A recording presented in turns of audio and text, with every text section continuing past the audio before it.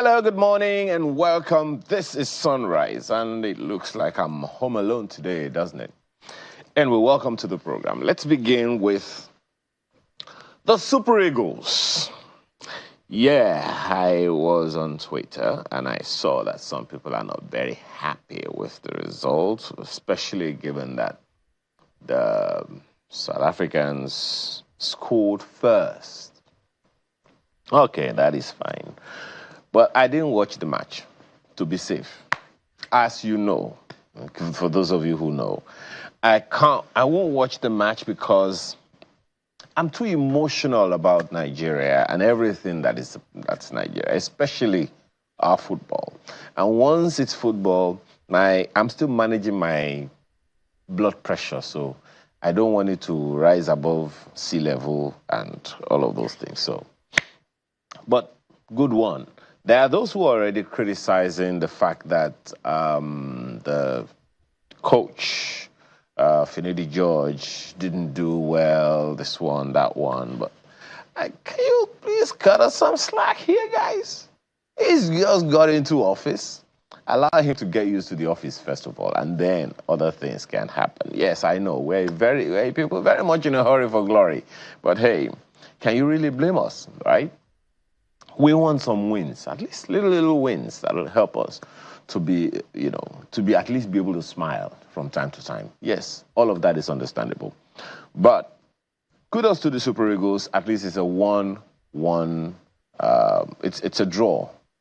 One goal either side, and that is that. So let's celebrate that one. It's the World Cup qualifiers, okay? The World Cup is not next month, okay? And things have just begun to look up. And there are those who have also criticized, hey, how come we didn't have the kind of opening we usually have? How come we didn't have press conference? How come we didn't have this? How come we didn't have that? Please. There's a lot that is distracting people now. So even if there was a conference, how many people will remember? Bringing to mind that flooding of 2 days ago now. It's the expressway. How could it be flooded? And it's an arterial interstate road. How could the Lagos-Ibadan expressway be flooded? Who's watching? Who is looking? Who is trying to ensure that that doesn't happen? Well, congratulations. Some people didn't get home until 1 a.m., some 2 a.m., I have a friend who didn't get home until about 10:30 p.m., even though that one was living in Lagos. How about those who are living around Mowe, Bafo, and the rest of them all along the expressway? It's the expressway.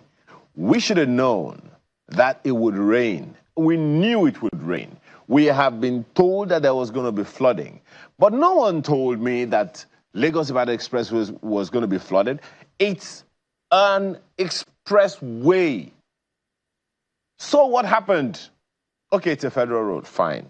Dear Minister of Works. No, that's not Minister of Works. Yes, that's Minister of Works. What happened? Okay, I'm not the Senate, I'm not the National Assembly, but hey, I pay them with my tax. So, I think we need some explanation. And how do I ensure that that doesn't happen again? I believe that the expressway has drainage, right? There is no reason for water to be on the expressway. So what happened? Hitherto, we would have heavy traffic on the Otedola Bridge. We call it the Otedola Bridge now for those who know the area in Lagos. For the same reason that, the drainage wasn't working, but it's on the bridge. And underneath was not flooded. So it's not like the flood rose. No. There was a problem with the drainage. Thankfully, that has been fixed. And here we are again. And now it's I don't know whether it's even the Long Bridge. So what happened? How do we ensure that doesn't happen again? The flood didn't get up from under the ground to the level of the bridge. So it is a function of the bridge. And that's not the first time it's happening. That's the disturbing thing. It's something that we know happens from time to time, and we knew there was going to be rain. So how come we weren't able to take preemptive action? Look at this. Look at this. There was also something like this on Lagos Island. People's cars were flooded, so they were literally submerged. Okay, maybe not totally submerged, but look at this. It's the expressway. It's the expressway. And this same thing happens from time to time, especially on the island. Well, maybe we knew it was going to happen on the island, but who would have known that they were parking in a place where the rain was going to soak up their vehicles? I think that this is avoidable. What do you think? Let us know. You have our email address, sunrisectv@channelstv.com. We knew that these things were going to happen, and this thing caused tremendous traffic to the extent that it tailed back as far as Ketu. For those of you who know Lagos, that's talking about something in the region of 5 to 10 kilometers long. This is avoidable. This is avoidable, and it's on the bridge. It's not like in some neighborhood. It's on the bridge. It is avoidable, guys. It's avoidable, dear minister. It's avoidable, particularly those of us in the department of whatever it is that is maintaining these roads, to ensure that this doesn't happen again. The more we have floods on the road, we weaken the integrity of the roads. We know these things. So why don't we do the needful? Why don't we do the needful? This is us. This is Nigeria. And this is one of the things that makes people think very little of us. Please, this is not the U.S. Forget that, there was a flooding, a tornado in some parts of the U.S. and all of that. But we don't have tornadoes here. We have rains, and we knew it would happen. So this is avoidable. That's just the point that I'm making here this morning. And I want to believe that all of us are aware of that fact as well. So one of the conversations we're going to be having this morning is about the minimum wage imbroglio. I won't be able to offer my own word when that conversation starts, but I can now. So the conversation started from very high. Now it's a little under 500,000 naira from labor, and it's around 60,000 naira for the federal government and the organized private sector. The states say they can't even pay 60,000 naira. I have seen all kinds, and you have also heard all kinds. In fact, there is one making the rounds now that, well, the federal government said 60,000 naira, and some people are saying, no, 60,000 naira. Government says they're going to give us something above 60,000 naira. And then someone joked, okay, they've added 2,000 naira, and there's a withdrawal charge. Oh, gosh. What's funny there is that things are a lot more all over the place. At 30,000 naira, that was something. Some states could not pay. 18,000 naira, some states could not pay. And we've had interviews on this program and several others on Channels TV that says that some people believe that, look, you can't give us the excuse that the government cannot pay. Government can't pay because of this and because of that. So the question is, will states be able to pay now? So some man, when we interviewed him, said, hey, they have no excuse, but they have to be able to pay. That's the states. Because then they weren't getting enough money from the FAC. Now they are getting a lot more. And the governor, I think it was the governor of Kaduna State, even say, yes, hitherto we couldn't pay, we couldn't fulfill some responsibilities, but now because we are getting more money from the federal government, we can pay. Fine. We can do some other things. That's great. How about workers' salaries? There is even someone who I read yesterday who was saying that, look, labor shouldn't settle for anything less than 250,000 naira monthly. Minimum wage. Okay. Anyway, whichever way this cookie crumbles, I think we all know what needs to be done. We can't leave things to chance. We knew these things will happen. If salaries are increased from salaries are increased from 30,000 to 60,000 naira, That's just a 100% increase. Guess what? Electricity cost has risen about 300%. Fuel price, my math is not so good, but I think it's something about a little more than 300% as well, if not more than that. And so, put all these things together, where do we find ourselves? Some people are talking about food security. Okay, great, food security.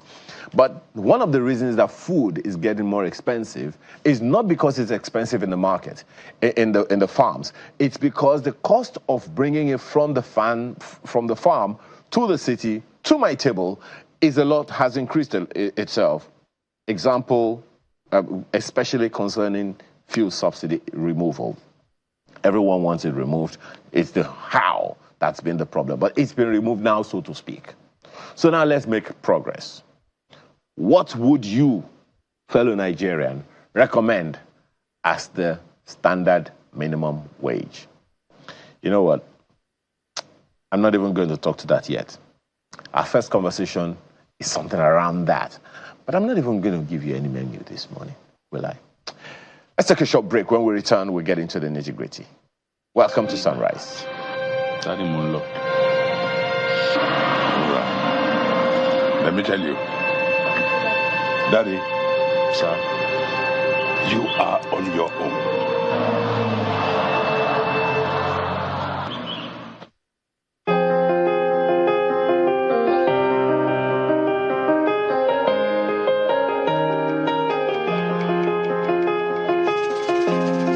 Woke up one Sunday morning, told my daddy I'm leaving home. I'm going off to the city tomorrow, even though I don't know where to go. And daddy says, son, don't be a fool, 'cause life in the city is unbelievable.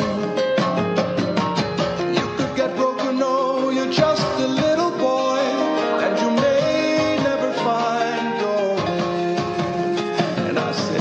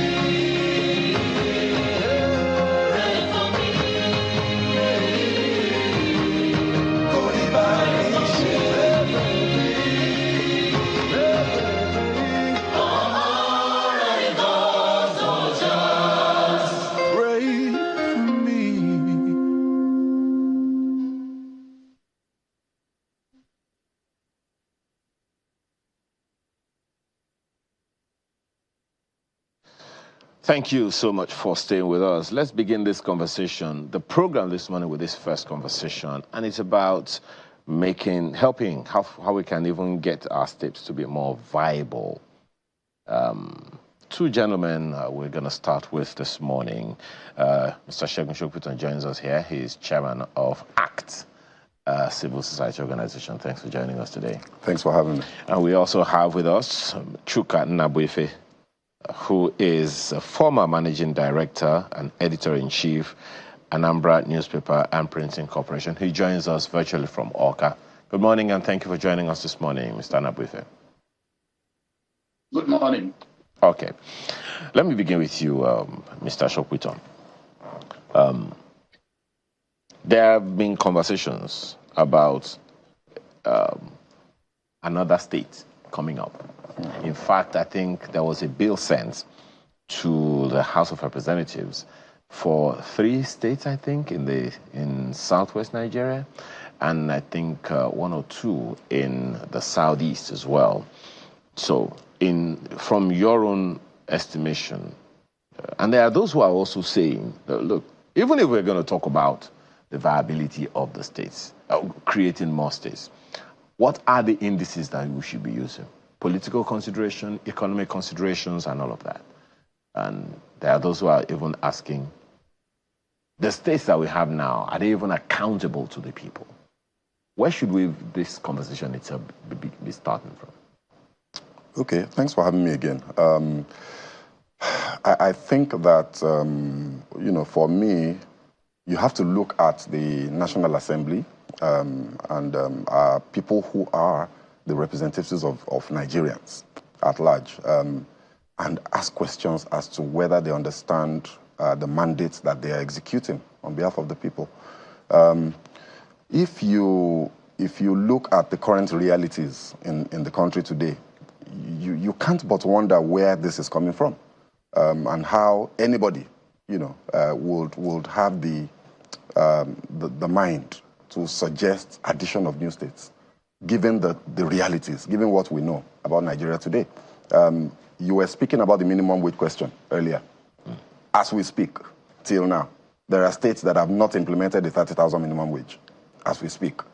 We're having a conversation about increasing that minimum wage to 60,000, and majority of the states have already come out to say they will not be able to abide by whatever is agreed, on the basis of incapacitation from a financial point of view, and yet our National Assembly is allowing bills to come up asking for creation of more states. I think before we get to the point of conversing or having conversations around creating more states, we have to ask ourselves questions about how well, it's going for the current states, for the states that we do have now. How well are they delivering on their mandate? What is the purpose of state creation? What exactly is the objective of having this subnational government and this second tier of government, if you like? Isn't it supposed to be to take development and access to the governance process closer to the people? The assumption being that, Nigeria is a large entity, 928,000 square kilometers or something like that. It's a huge, landmass, and it will be very difficult for one single government at the center to reach out to every single nook and cranny across this wide expanse of geographical space effectively. Therefore, you want to break it up and bring the process closer to the people. And yet, you've done that. Military governments over the years have given us more states, from the regional states to 12 to 21 and now to the 36 that we have. And in that period, the honest truth is that we really haven't seen that key objective being achieved, of bringing the governance process closer to the people in a manner that can touch them. So if you take the conversation down to the local government level as well, you still find that it's pretty much the same thing. The states have captured the local governments, and they can't really achieve that objective of bringing governance to the people. Well, we'll come back. We'll come back. My apologies. We'll come back to the part of the local governments, even the responsibility of the states themselves right now. But when we look at all of these issues, that are being raised, I'll come to Sir Nnabuife in a moment. When we look at all these issues that are being raised, claims that, Okay. So there was this comment that credited to Samson Itodo, who is the executive director of Yaga Africa. And he said, look, on the one hand, he speaks the way you spoke, that what's the viability of the states? Are they viable? The ones that we have, are they viable? Mm-hmm. But then he also looks at the other divide, which is the political consideration. And his opinion is that, look, on the one hand, it is good for us to consider the political permutations. On the other hand, on the economic permutation. On the other hand, is the political, that for instance in the House of Representatives, certain roles are given or certain votes go in a particular direction based on the population of the voting blocks. He says, for instance, that there is justification in his own mind for a state in the Southeast because of the political permutations. The Southeast in its entirety, the entire region has only 5 states. Meanwhile, there are other states, other regions that have 7, some have 6, and some have 5, and the rest of them. So on that basis, he looks at that. But what's your take on that one? Yeah, I mean, look, you can't run away from that as a key issue that needs to be addressed, in my opinion. I think that the questions around the distribution of the states across the regions have to be addressed. So the Southeast, in my view, and I think this is a generally shared view amongst fair-minded people, the Southeast is shortchanged, because when it comes to resource allocation, these things actually count. You count the number of states. Don't forget, within the number of states, you have number of federal constituencies, number of senatorial districts, you have number of local governments, and all of these variables come into play when you even talk about revenue allocation, So clearly, something needs to be done about the state distribution of states. Why does the Northwest have 7 and the Southeast have 5? Why? Yes, we understand that there is a large landmass that maybe you might claim that 6 states or 5 states may not be adequate to cover in the Northwest. But you are shortchanging another region as a result of that. So I think there is clearly an argument for balancing up of these things. But my view is before you can debate that argument and propose solutions to it, you must address the viability question. And we have to face it squarely and be honest with ourselves. Because as it is now, the states are not delivering on their mandates. They are not fulfilling the objective of bringing governance to the people. In fact, the reality is that the states currently are vehicles for political patronage, dispensation of patronage, and they're like empires that are under the control of the emperor governors. There are those who would that also has to be dealt with. Yeah, there are those who would also ask you whether or not even those the states themselves are aware of what their responsibilities are. Let me ask Sana Buife this next one. So it's first of all the viability question, and then the arguments that have been put forward as to whether or not we should have more states. Our focus is on the viability question, how to make the states that we have, all 36 of them, more viable. But let's begin with that conversation about creation of new states. The Southwest is asking for 3 more. The Southeast, I think, is asking for 2 more. And from as far back as sometime in the 70s, the Gowan government increased in the number of states from 4 regions to 12. And then successive governments raised it to 19, to 21, to 30, to 36 that we have right now. So the question of the need for more states. One of the comments that was put forward by someone asked the question, look, on the one hand, you guys are saying, okay, we need more states, we need to create more states. But then there's also the question of whether or not we're even aware of what the responsibilities of the states are. I'm quoting, let me quickly quote the chairman, Independent Media and Policy Initiative, Nia Keshiju, who said, historically, the basis of state creation in Nigeria is not on the capacity of self-sustenance, consideration for state, or rather advocacy for state creation has not been on economic capacity. What's your take on that? Let me start from the last point you made, from the last sentence. Considerations for the creation of state in Nigeria had not really all been on the economic capacity, although economy counts seriously. It has never been, it has been on political convenience and social convenience. These are the grounds for creating a state. But first, let me note, no matter what ground that is being considered, it is only rational, it is only politically expedient. Remember, I told you that it's political expedience that has been the main guiding point for Nigeria's creation of state. If, no matter the consideration, given the way Nigeria's resources are distributed, given the way opportunities rise and fall in Nigeria, and given the way Nigeria is, there is a need for at least one or two states in Southeast that every person who wants to be fair for justice and equity. But these are the conditions, prime conditions for the creation of state. One is geographical convenience. That is either natural boundaries or individual man-made boundaries bring some people together that it's better to administer them in that cluster. Two is cultural affinity. There are some people who are living with cultures that are not conducive for them, and it is affecting their well-being. Three is economic consideration. Can that state or can the people being created, can they stay on their own? The fourth is for peace and safety of either the people living within that enclave or the people, their neighbors. When they bring these people together within a state and when administer them, will there be relative peace or better peace for their neighbors and for them? And the state in the Southeast, for example, the so far advanced one, the Olu state that is has gone through the first reading in the National Assembly.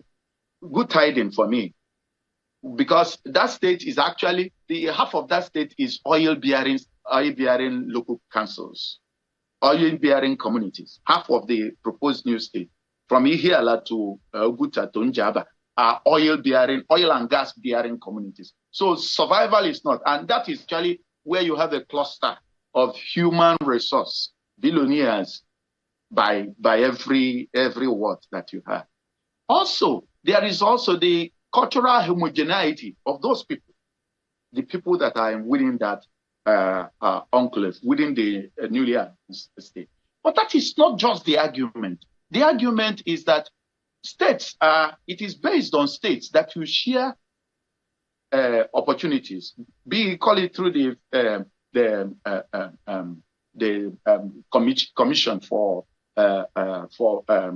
National Affirmation, which we do call several names, or be it in appointments, be it in federal sharing formula for local governments and for states. So the derivative for the Southeast is actually shortchanged by having 5 states when Northwest has 7.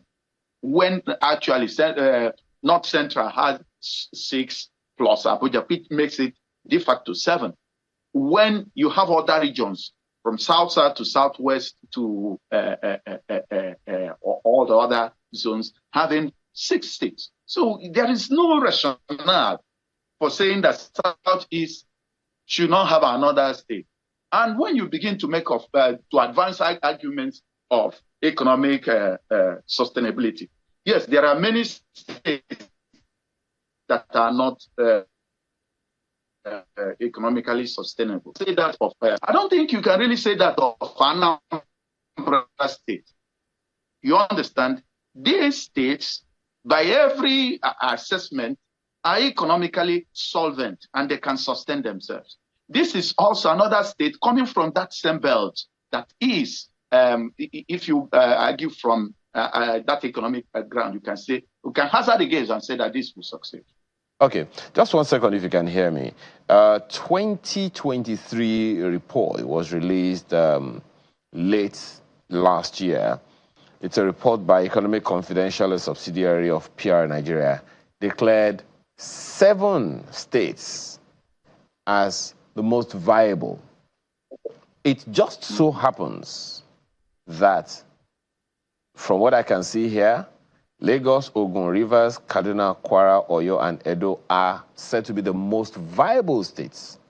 It so happens on this list, and I'll be fair, that no Southeast state is listed as most viable. That's not to say they are not viable. Says no Southeast state is listed in this report as most viable. Is that a concern for you? Yeah. It is. It is a concern, but that is not that is not a verdict. But it's not to say, just a second, it's not to say that the states cannot be viable. Where I'm going with that is to ask the question of viability. Is it in the management of the resources, or in the permutations, or in the recruitment process for the leaders?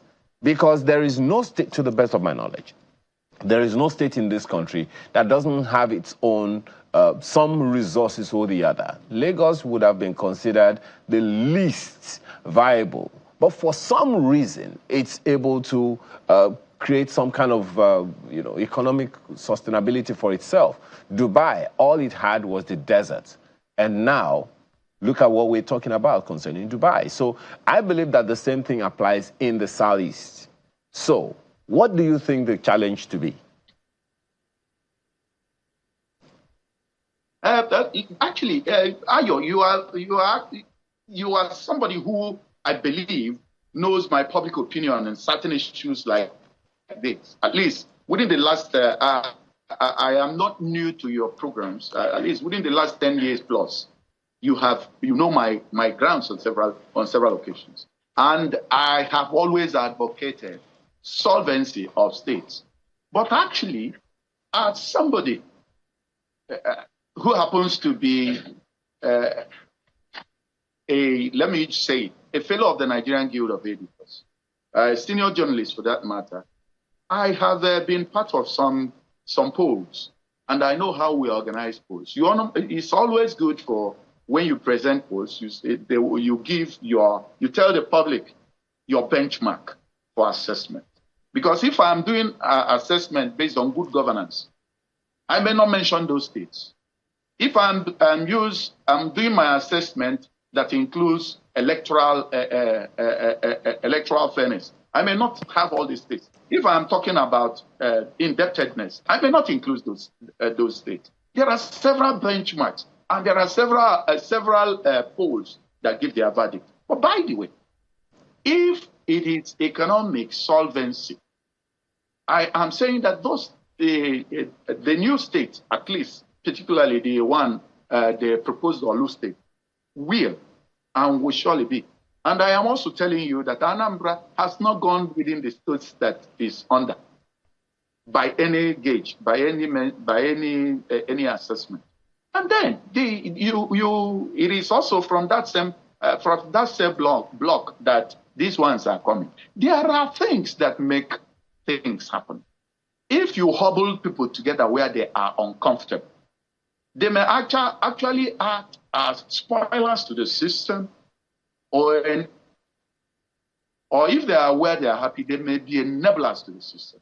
If you have people working in an environment that is marked by hostility or insecurity, there may be some drawbacks to the system that will affect the economy, or some developments in the system that you never planned for.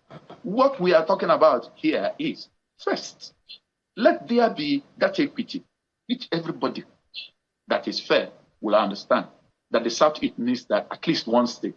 Initially, the Southeast currently is stabling and advancing 4 states, from Anioma state to other state to Equity state to this Olu state. And there are even some states that have other parts in it.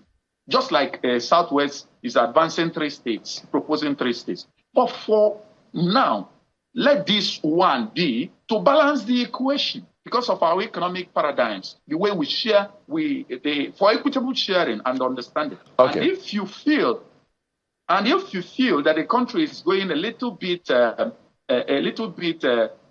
me use the word loosely, noisy, you try as much as possible to quell the noise from angles, social and political, that you can do it. Then all the economic thing shall come. Kwame Nkrumah said, "Seek ye first the political kingdom, and everything shall be added unto you." well, Mr. Shukpita, I'm sure you have your opinion as to what he said, but begin from here. We got a message from Festus Akimboyewa in the UK, who says, it's via Twitter, he says, "We don't need more states in Nigeria. We only need local governments to function. In fact, we are really serious. In fact, if we are really serious, we should get rid of the states and their lame duck houses of assemblies. Nigerians need local governments more than the states." Do you agree with him? Well, it's an opinion, and all shades of opinion are always welcome. It's a part of the debate, but I think it's a bit extreme to suggest that you eliminate the second tier of government and focus on only the federal and then the local government. Perhaps because we are practicing the federal system? It's the federal system, you know, and we must understand that the states are actually the federating units. In fact, the Constitution, it's part of the problem. So the part of what it says that I agree with is that we do need to get the local government to function better. And one of the problems we have is that the Constitution does not make enough provisions for that. There's too much latitude given to the states in terms of how resources are allocated and in terms of the functionalities of those arms of government or tiers of government, such that the states tend to usurp the roles of the local government. So yes, I do agree with that, but to say that we don't need the state, I think it's a stretch. What we do need is to find an accountability framework that will work for this country, because I think that's the problem.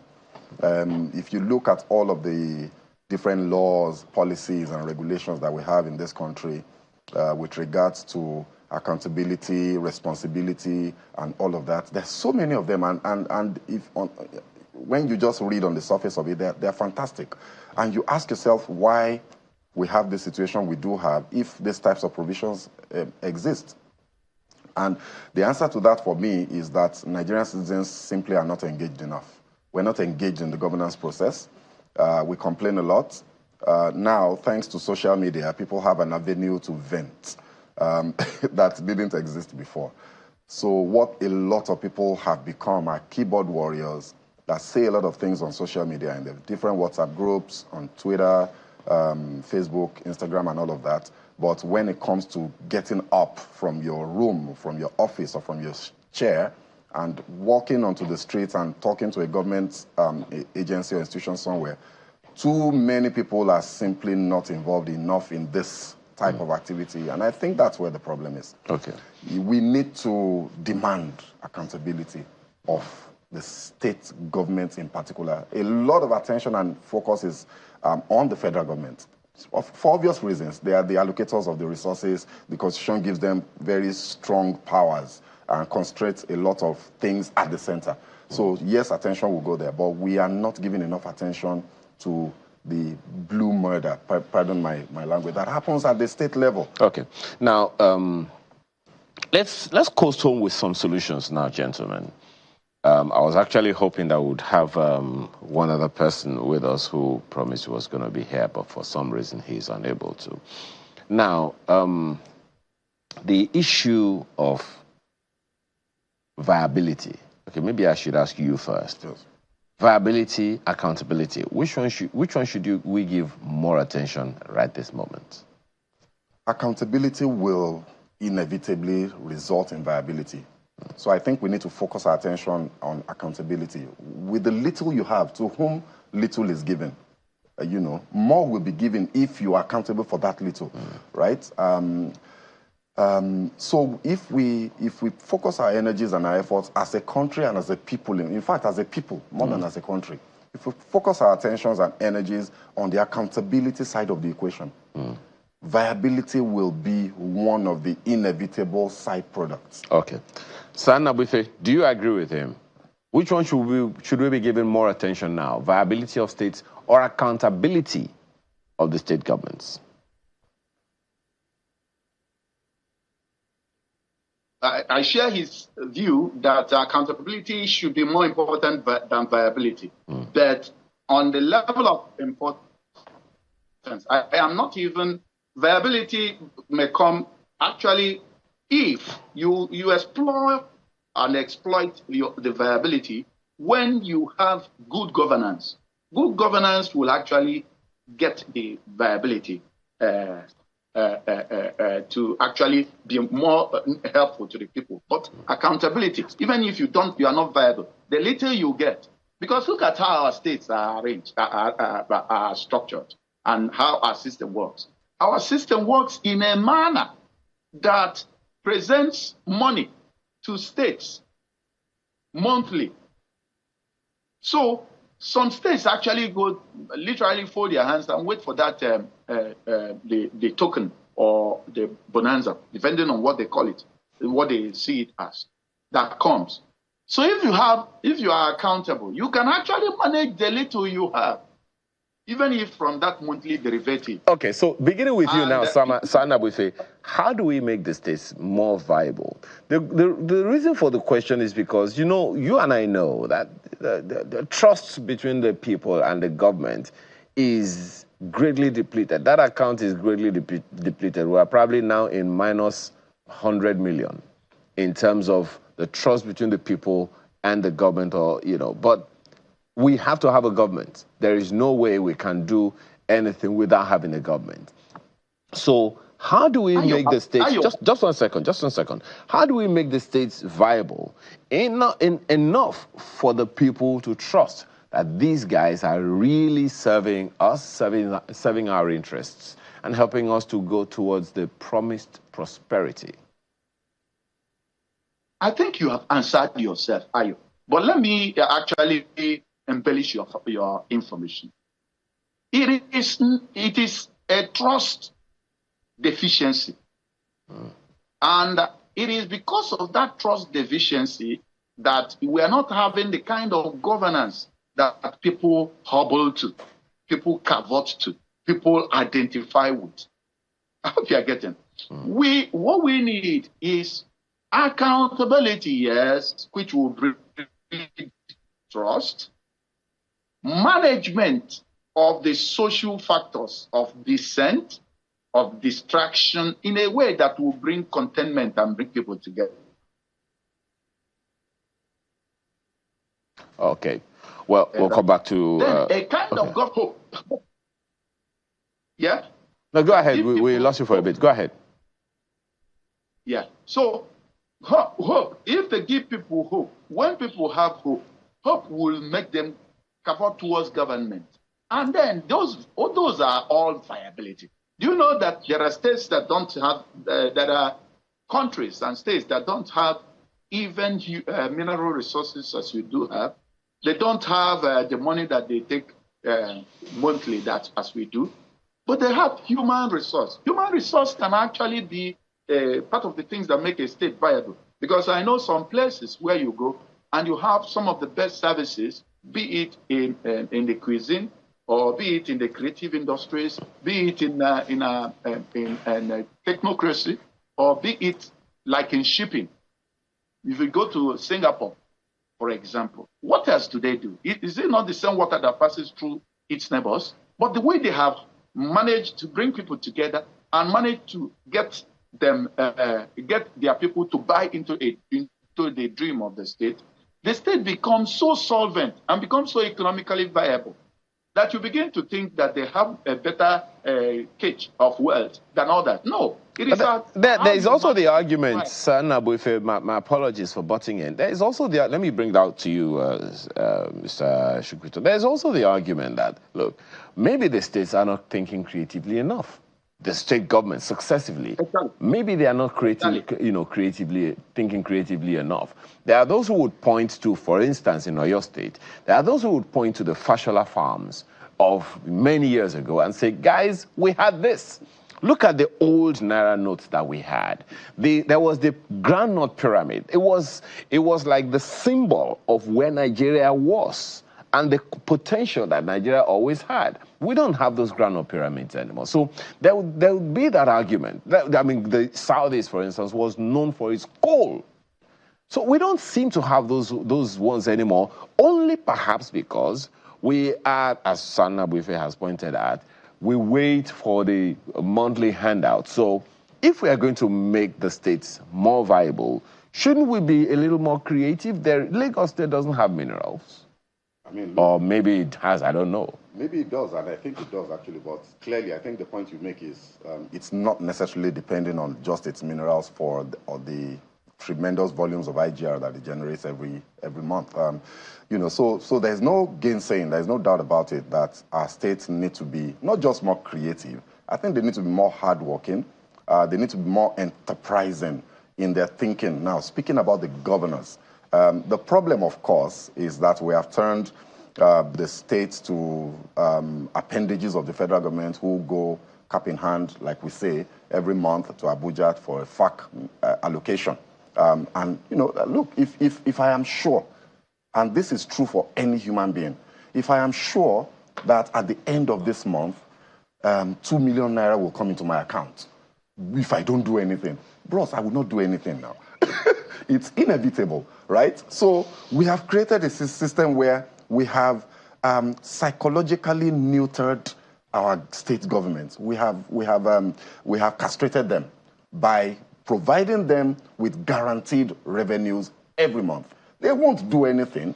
So that is one for that's when people talk about restructuring. For me, it's about the fiscal federalism question more than the other issues. There's a lot to talk about within that space as well. But this idea of money being guaranteed every month for state governors is a no-no. We've got to jettison it. We have to reverse the flow of money.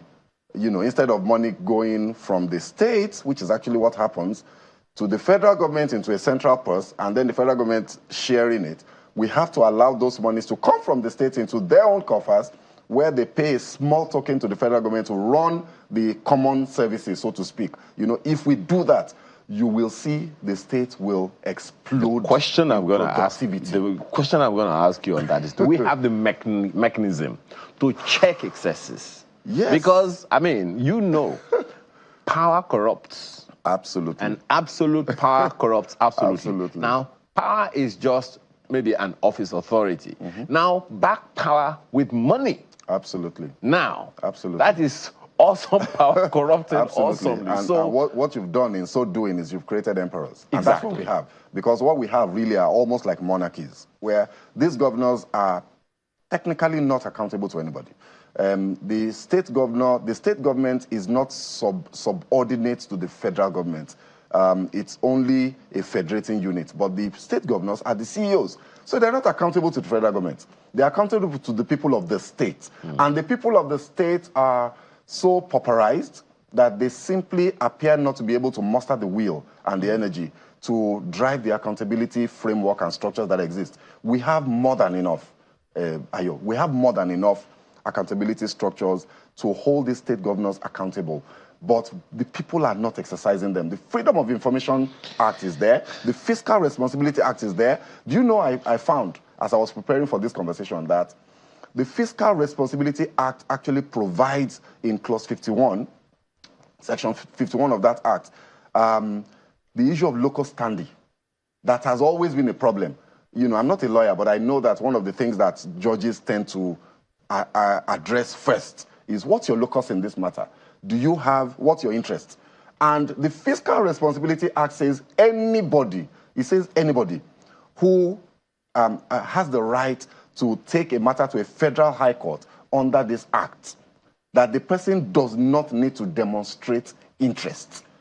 For me, that is powerful, which means that you and I can simply call a lawyer friend of ours and sue the Kogi State governor, for example, regarding the issue of the school fees that were paid for his family. Whether I'm from Kogi or not. Whether I'm from Kogi State or not. Okay, let's take a few comments. Mike A2, and you should be the one to react to this, Nabuife. This one is from Mike. who says viability can be, okay, no, let me go with this one first. Let's understand that what is good for A is good for B. Also, personally, I don't think there is any rationale behind the 5 states in the Southeast, whereas others have emerged, have average of 6 states in all the regions, and Southwest having, Southwest has 6. Equity is key.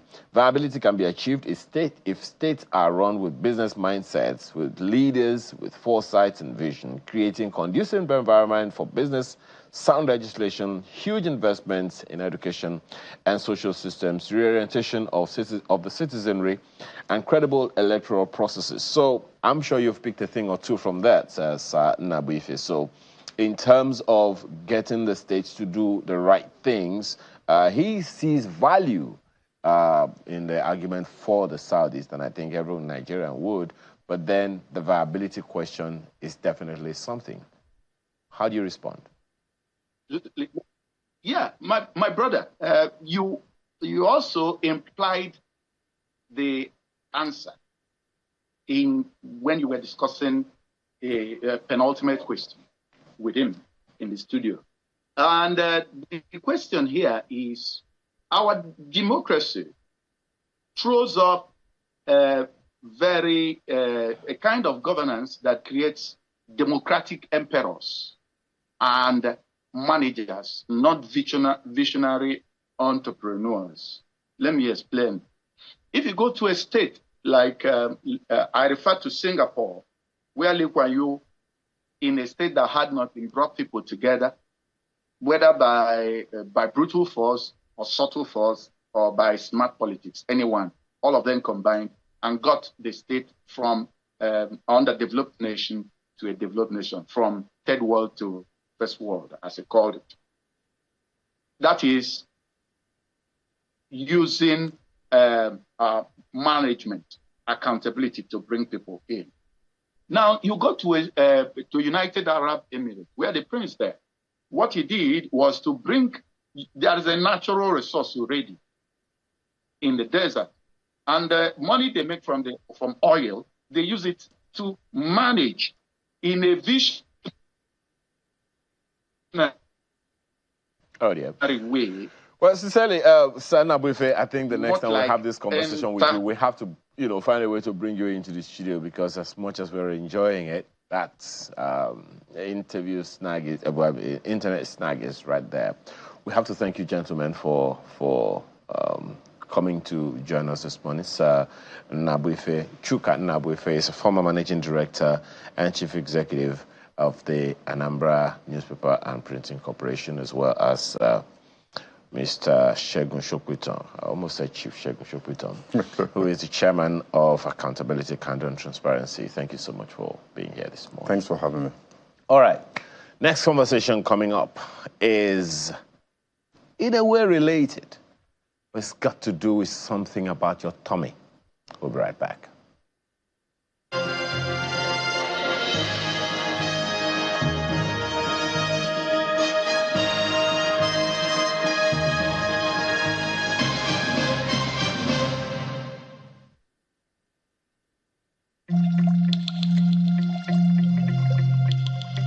The Duchess International Hospital caters to every aspect of the family's health needs.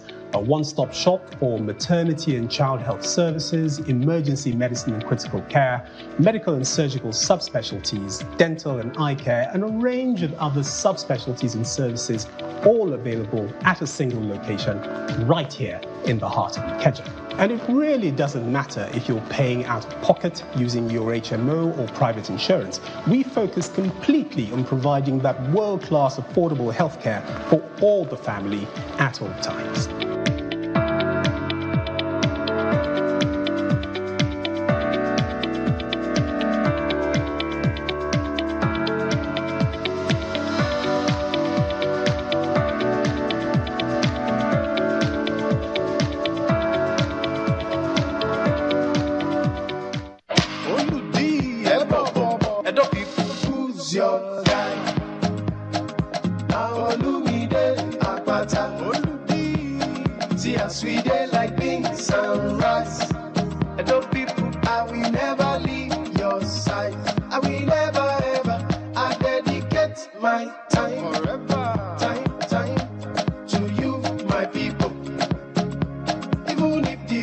be rough, I know mine. 'Cause together we shall stand. My people, make we all come out on election day and vote Olumide Osaigbavo Akpata, Una guy, as governor of Edo State. He ready to change our story and bring better life for we and our pikin them. Vote Labour Party, the party for Papa, Mama and Pikin. Make we vote well, oh, Oluji, confirm. Now you be our guy. Labour Party, forward ever. Olumide Akpata. Imagine lovely meals you can cook with these ingredients. You spend heavily, but no guarantee of a tasty meal. Not making a right choice of seasoning cube can ruin your meal, money, and confidence.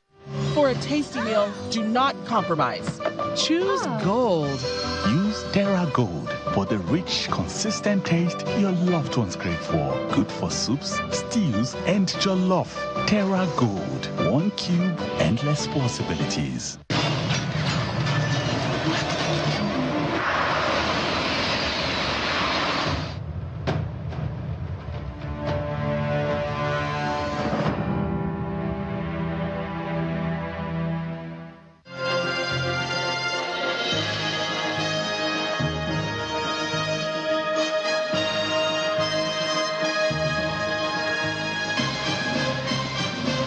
Yes, let's talk about something that concerns your tummy, and that is food. Food.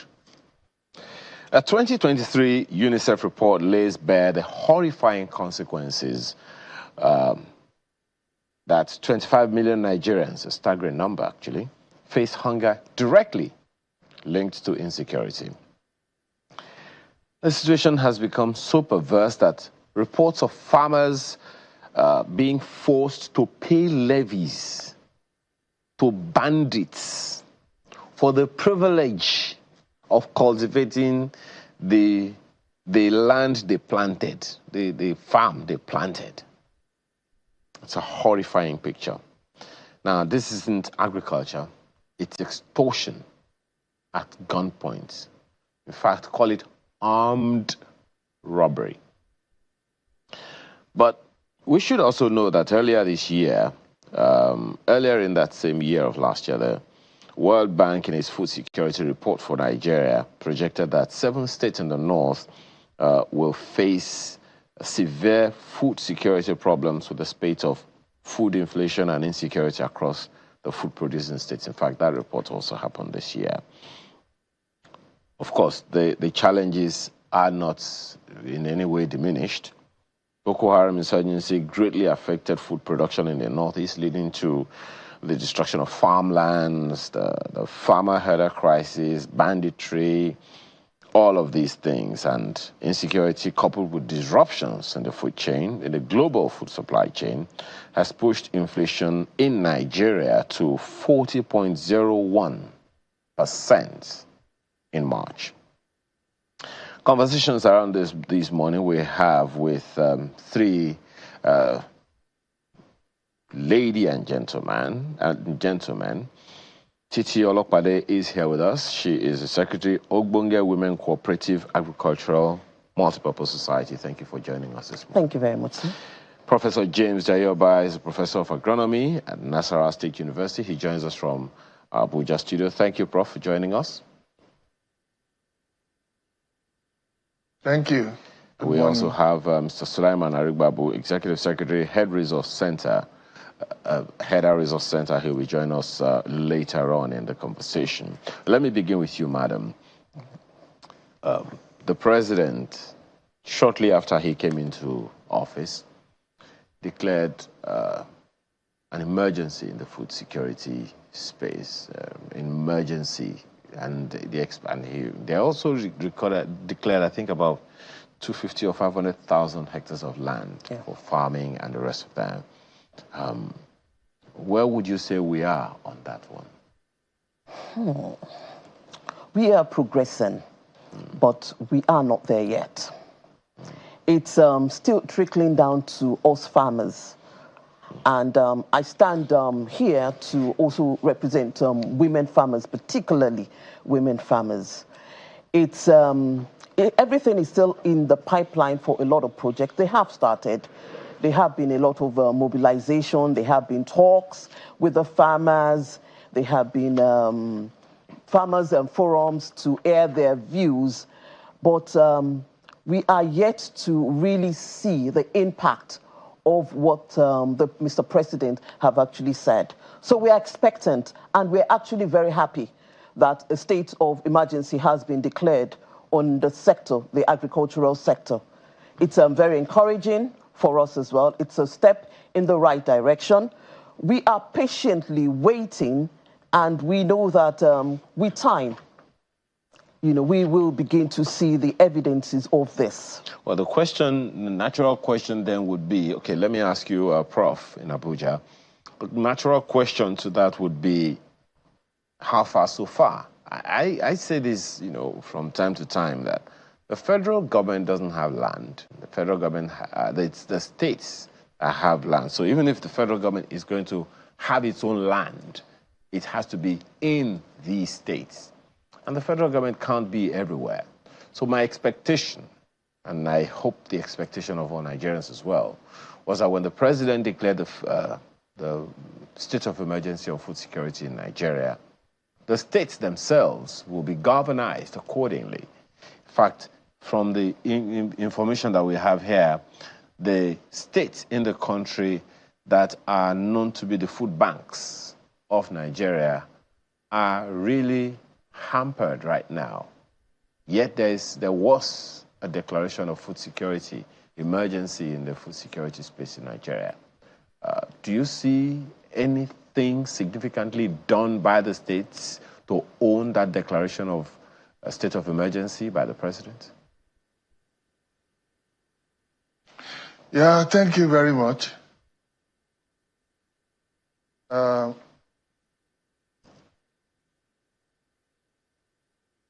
ahead, we can hear you. Yes, thank you very much. The first important thing is that the president and the commander-in-chief has declared state of emergency in agriculture. And that is very right and timely, sensitive and timely.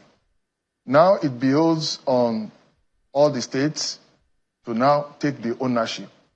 And just like you said, the federal government has limited land, or they don't even have land. All lands reside in the state and the local government.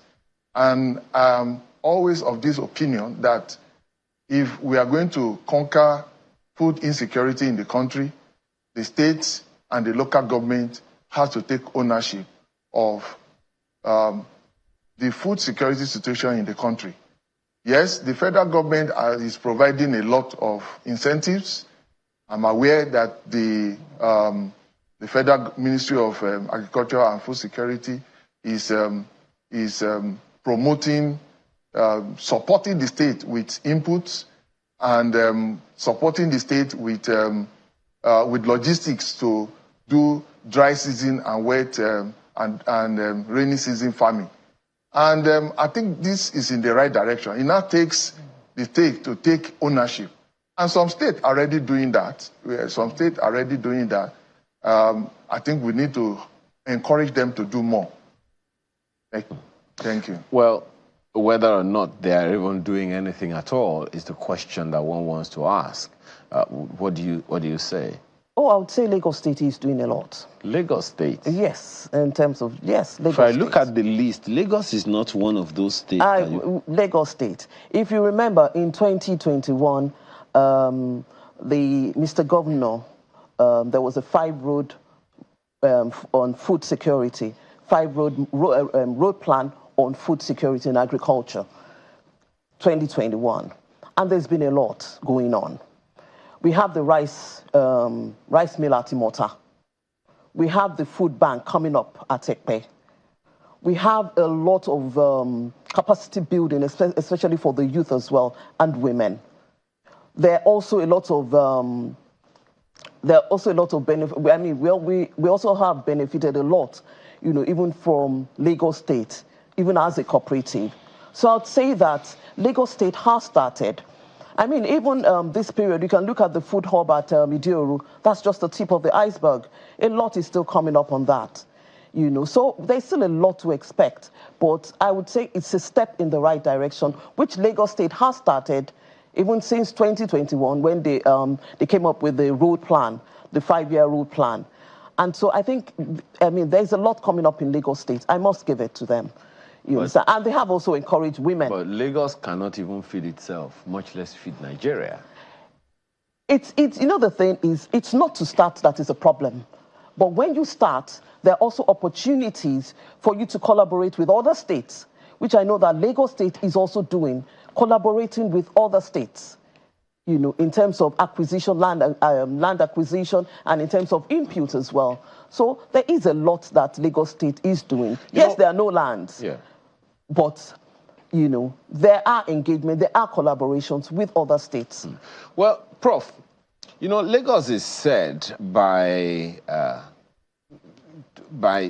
some studies that have gone out, Nigeria, beg your pardon, is said to be one of the states, one of the countries that stands out with the highest level of food insecurity. And that is sad, because even from the figures that we have read this morning, 25 million Nigerians are said to face hunger directly linked to insecurity.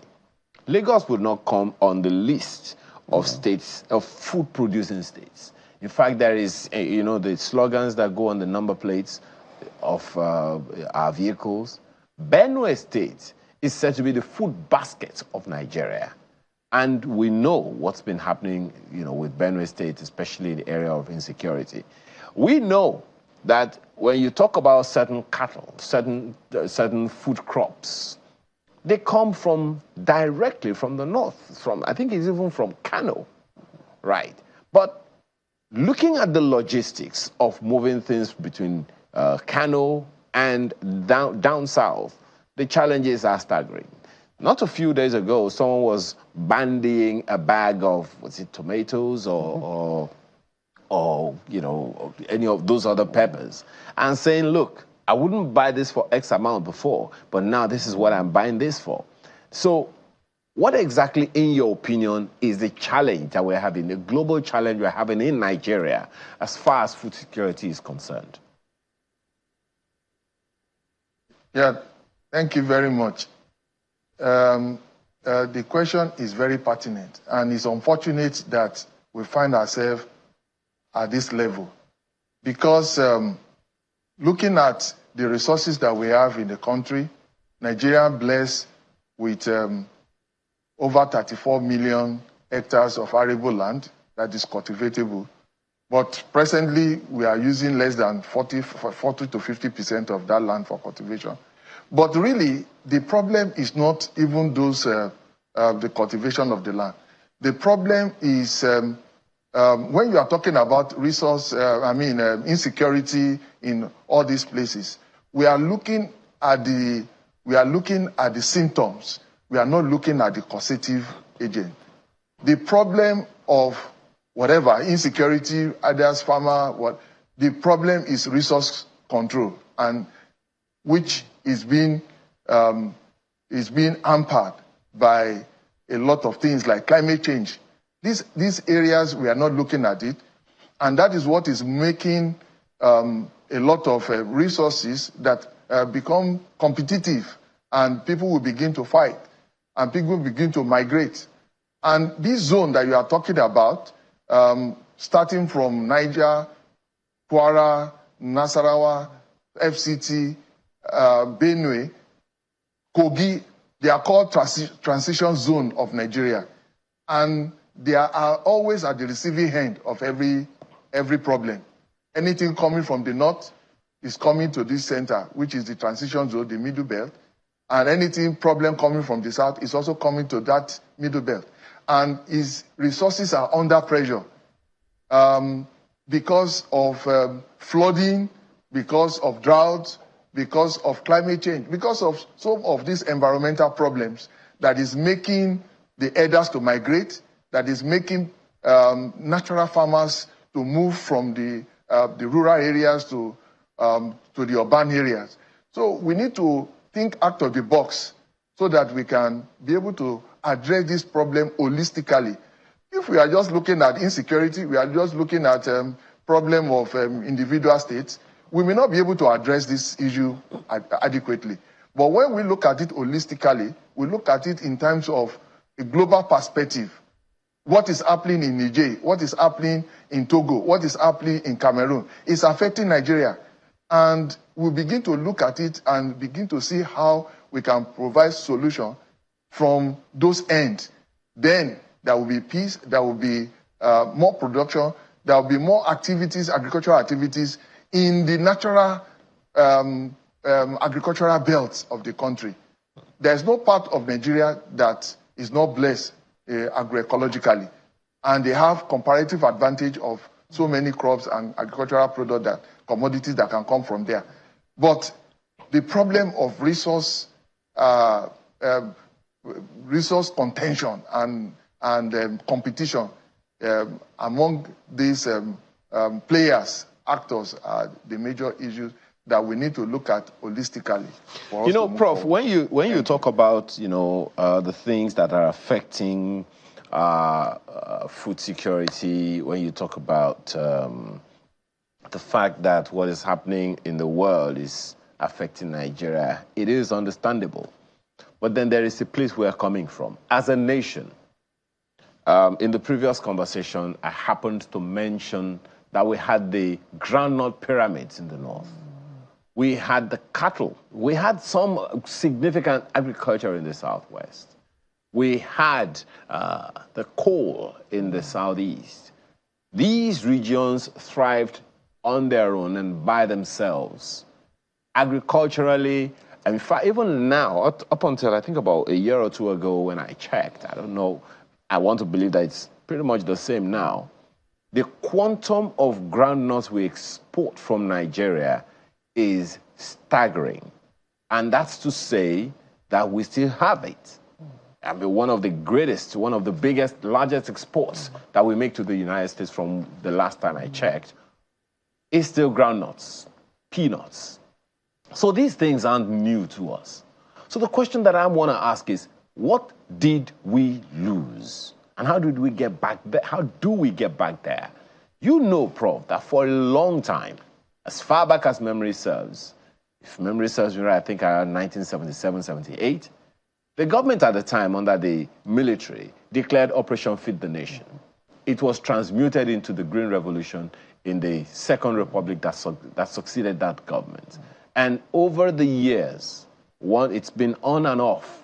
DFRI was the initiative of the Babangida government, Directorate for Food, Roads, and Rural Infrastructure, all because we needed to jumpstart our agriculture. Today, we are still struggling with getting agriculture off its feet. We have lost something. How did we lose it? How do we get it back? Thank you very much. Well, I want to say, because maybe because of my background and training, looking at Nigerian agricultural productivity and situation that you just mentioned or analyzed, I can tell you that what we are receiving is not surprising because, and you will ask me why. The reason is because we cannot continue to use the same method that we used in the 70s, in the 80s, and use it now. That is first. Two, the resources that we are using then is still the same land that we are using now. Most of this land are tired. We abandoned the factory of agricultural productivity, which is soil. But I'm happy that the Federal Ministry of Agric and Food Security, with the fantastic two ministers that we have, that they have interest and have knowledge of agriculture, but and they are looking at soil health,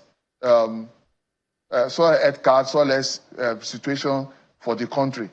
And by the time this program is launched, we are hopeful that we'll be able to get back the place where soil is in agricultural productivity.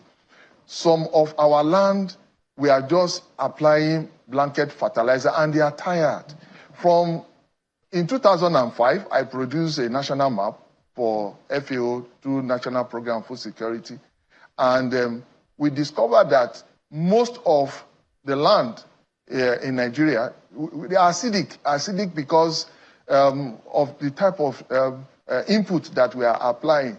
And when you have acidic soil, the nutrient, even the natural fertility of the soil will not be available to plant.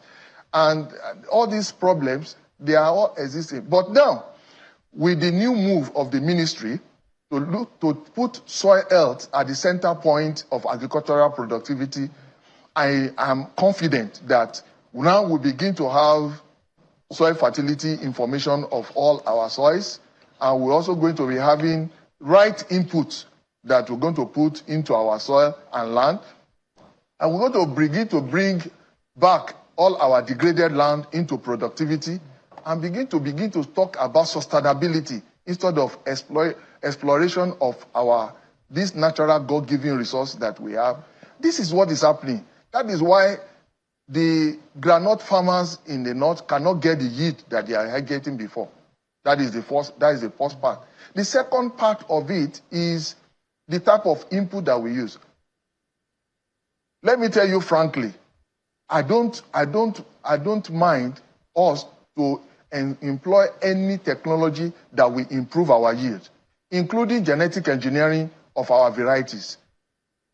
In other claims where our maize is struggling with 3-4 tons, they are already getting 9-10 tons per hectare in the same land.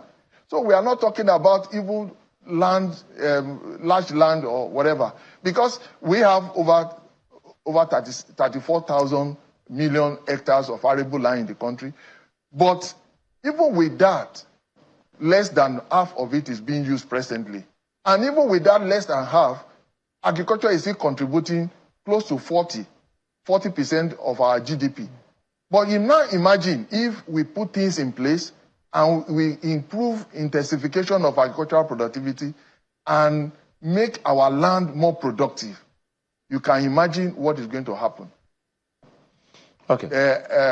Our farmers are going to remain in the rural areas, and we are going to have more employment. Even though we have over 70% of them, of Nigerian populace, being employed by agriculture. But you can imagine how many more will still be able to stay back and be more productive. So this is what we need to do. We need to put the right things in place, the right infrastructure. We need to use technology and innovation. We need to improve our input services. We need to improve on having more information on our landscape. Then we'll be able to improve. But in all of these conversations, Prof, in all that you have said, I'll come back to you on it, but just maybe something to chew on. In all of these that you have said, you've even spoken about collaboration, which is what, Madam Ms. Olakwade, started with the other time, because the states have to have a role, okay? Akpeme on YouTube says, for food security, when foods are too expensive, where is the security coming from? Says, when the cost of food is on the high side, food security will make no sense. Of course, that's the experience of everyone. Definitely. But at the end, at the rung of the ladder, at the lower end of the chain, is the farmer, the people who are literally at the first phase in providing food for the people. Yes. And you are talking about the fact that they themselves are harmstrong. We've spoken about what happens in other parts of Nigeria where they have to pay levies to harvest the food they planted. How, and that's just one of several challenges farmers have. Definitely. So is there a role or intervention for the state governments to help ensure that we lower food costs in each state? Okay. Looking at, let's even start from the beginning. Let's look at the workforce. 70 to 80% of the workforce, that's the agricultural workforce, are women. And women are susceptible to harassment on their farms. Different types of harassment, even rape.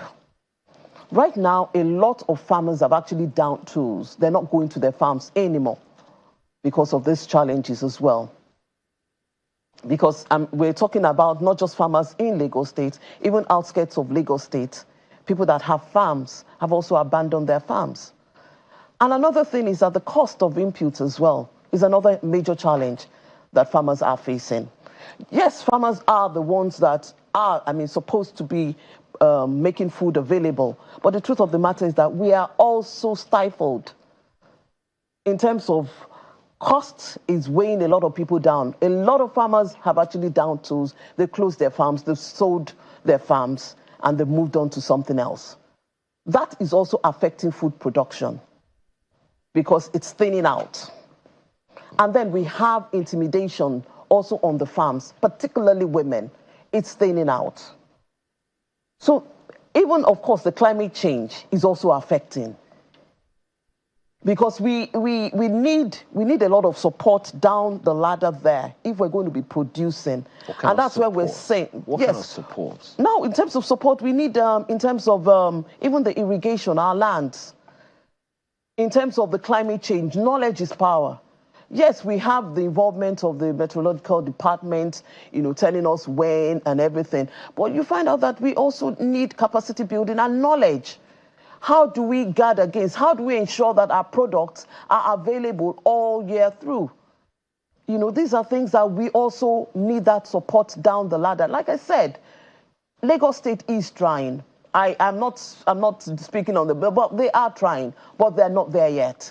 There's still a lot to be done to support. Like I said, 70–80% are women. And these women, we are ready to work. But we also face challenges as well as women when we go to our farms. So these are things that we also need to look at. In terms of seedlings, we need things to be released on time. We need quality seedlings, And like I said, our farms, a lot of times when we go there, we go with fear. Sometimes when we go there, we go with fear. And even accessing credit facilities, it's difficult for women. Sometimes you go to some, financial institutions. I'm not talking about maybe Lagos, outside Lagos in some areas. And they tell you to bring your husband before you can take a loan. Lands, women should own lands, even inherited lands.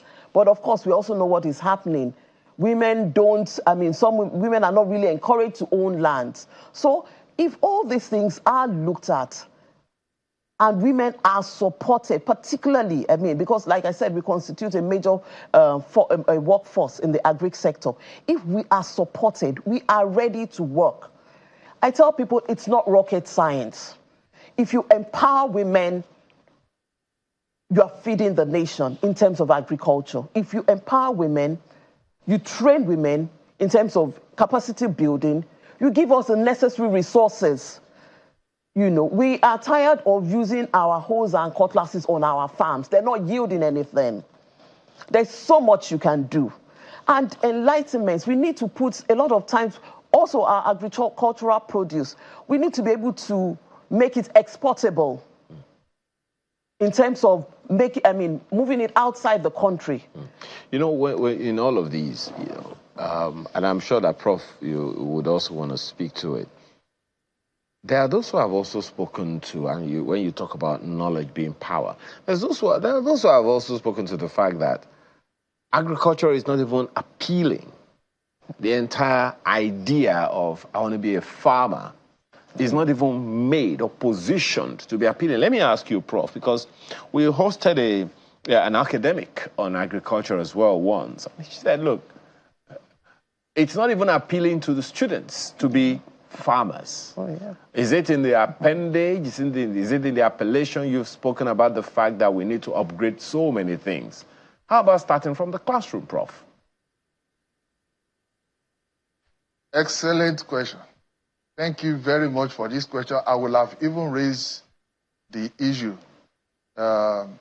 even before you asked me. Standing as the president of Association of Deans of Agriculture in Nigerian University, with over 100 universities running Faculty of Agric in Nigeria. I've had an interface and engagement with so many agricultural students. And though the narrative is changing now, because we are changing the psyche of our students not to be, to improve their self-esteem. That's number one. Number two, but I want to tell you that agriculture is one profession that today and tomorrow is going to produce the next millionaires. Yeah. Because the opportunity abounds. And this is what our students we are working on. Fortunately, with the collaboration with the Federal Ministry of Agriculture, we have a collaboration that we establish incubation center that is more or less incubation production center of technologies in our universities. And there we are teaching the students how they can demonstrate their skills right on campus and also develop enterprise so that they can take off after graduation. We are training our new set of students now to be self-reliant, not to graduate and begin to apply for jobs. And that is why we see a lot of examples of them taking up new entrepreneurship and business ventures after graduation. And a lot of them are successful today. I've interacted with a number of them. And our youth, they are hopeful now. But what we need is to encourage them to make the agriculture more business-like. You know, so many people like to invest in agriculture and they will say it fails. It fails because you did not engage the right set of people. The young people that we are training today are ready to take up the challenge and fit into where they belong. There are a lot of programs that my association, ADAN, is putting in place, working on curriculum, working on a lot of projects, collaborating with a number of activities that will make them to be confident of the profession that they are doing. And by the time they graduate, they'll be able to add to full security in the country. I want to also tell you that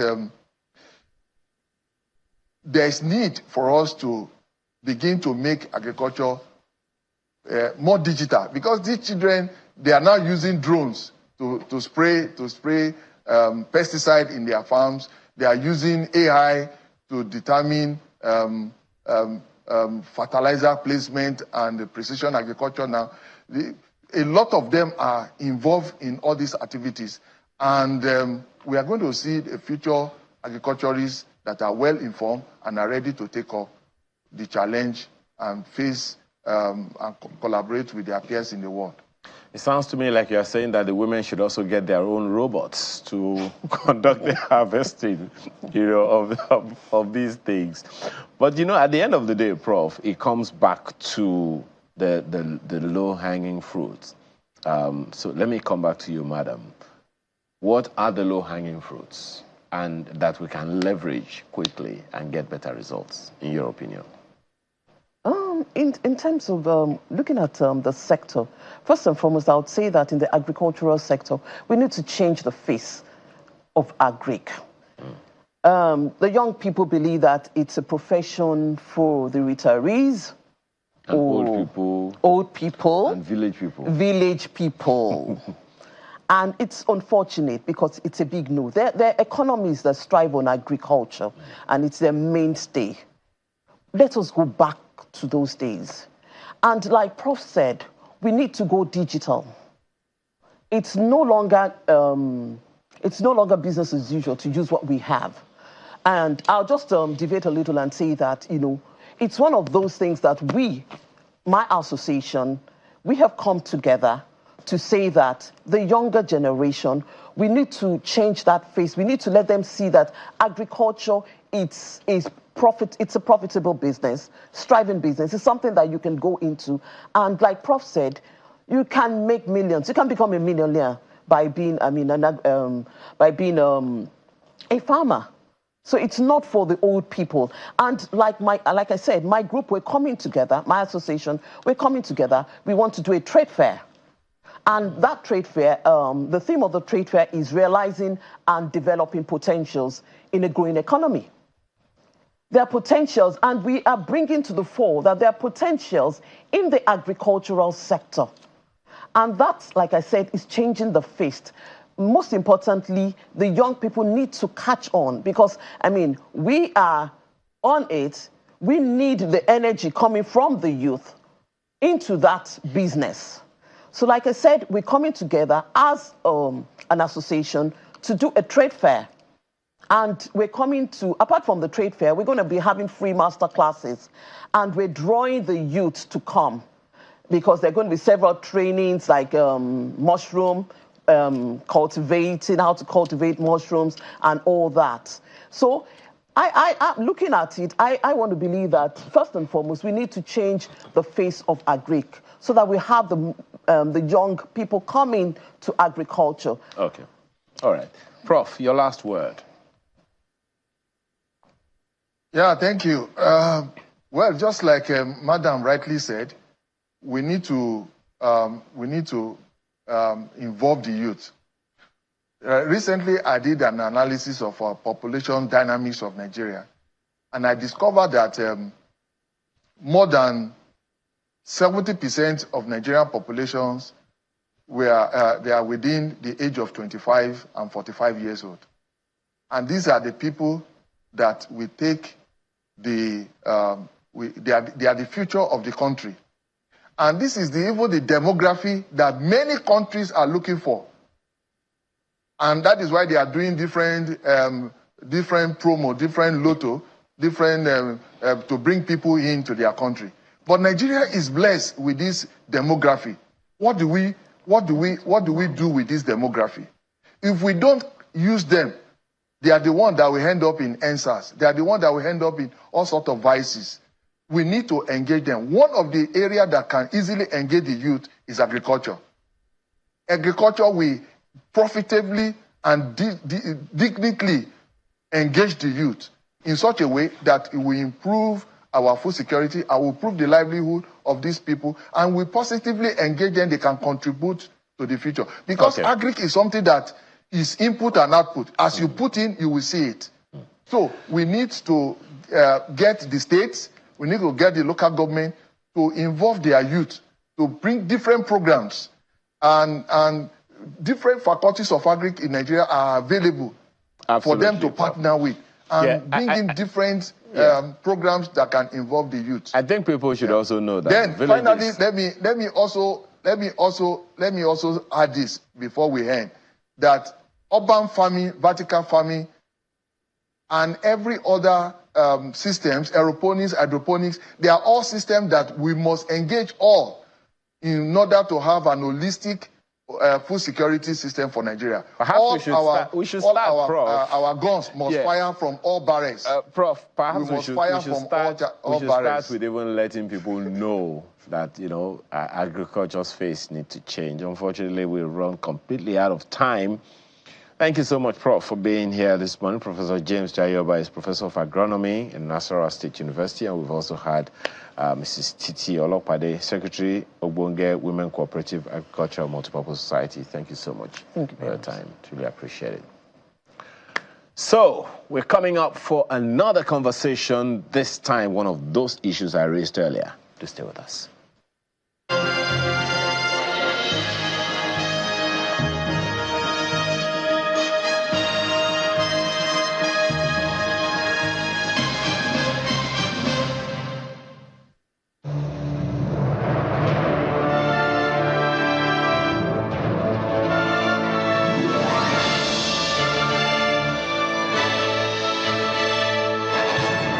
Cube is available in beef, chicken, jollof, and shrimp flavors at attractive prices of 100, 200, 500 naira, along with saver and super saver packs.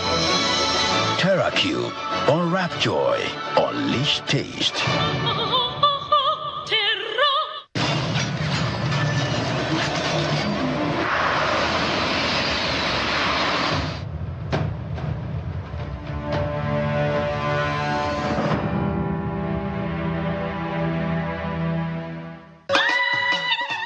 Following the inauguration of commercial operations of the Abuja Rail Mass Transit System by Mr. President and his grant of 6 months free train ride for all train commuters, train services have commenced in earnest since Thursday the 30th of May as follows. Train departs Metro Station for Airport Train Station 8 a.m., 10 a.m., 3:30 p.m. and 5:30 p.m. daily. Departs Airport Train Station for Metro Station 8 a.m., 10 a.m., 3:30 p.m. and 5:30 p.m. daily. Second train departs Edu Train Station for Bazango Train Station 8:40 a.m., 10:40 a.m., 4:10 p.m. and 6:10 p.m. daily. Depart Bazango Train Station for Edu Train Station 7:30 a.m., 9:30 a.m., 3 p.m. and 5 p.m. daily. For more information, visit our various train stations. Enjoy a world of safe, affordable and comfortable transportation system. FCT Administration Announcer.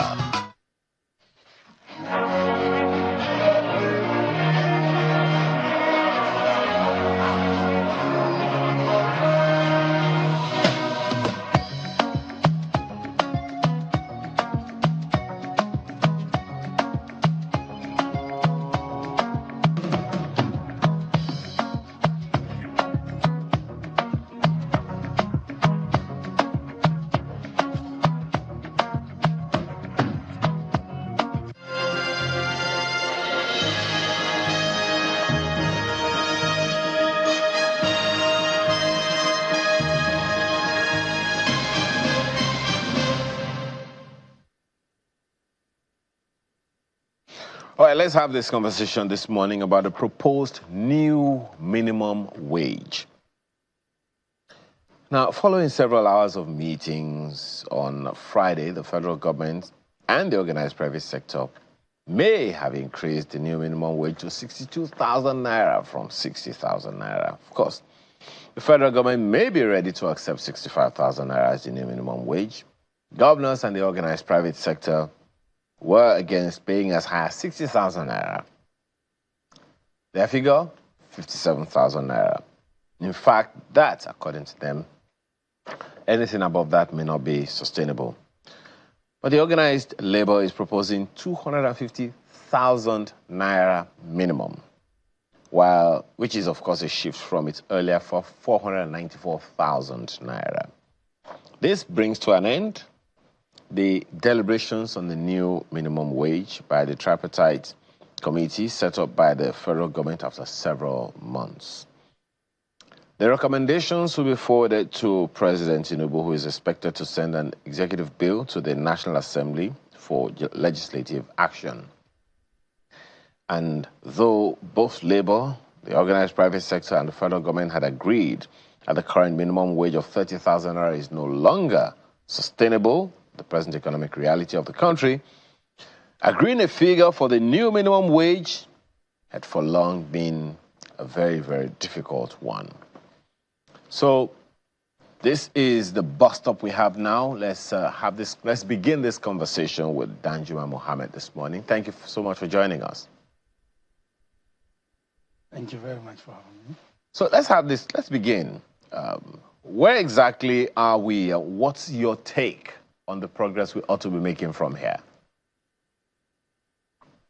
Yes, thank you very much. I think first we should understand where we're coming from with this issue of a wage increase and all that and all that. It's been, a kind of it's been, okay, can I? Please go ahead, we can hear you. Okay. We must understand the fact that, you see, wage increase within the context of human resources management is simply an incentive, to boost, productivity in human resource. You see, Nigeria really caught its teeth in this whole saga way back in 1974, when after the Civil War, I think the military government of General Gowon decided that to set up a committee, popularly known as Udoji Commission. The Udoji Commission actually recommended that to boost efficiency and effectiveness of the civil service, there should be a salary award. I mean, before then, we had a very normal economic situation. Nigeria's inflation rate, as at that time, was single digit, very, very minimal, and very good for the economy. But just as at the time the salary award, was a kind of was accepted by the military government, you see, we had inflation, very serious inflation. And from 1974, you can go back to that history till date.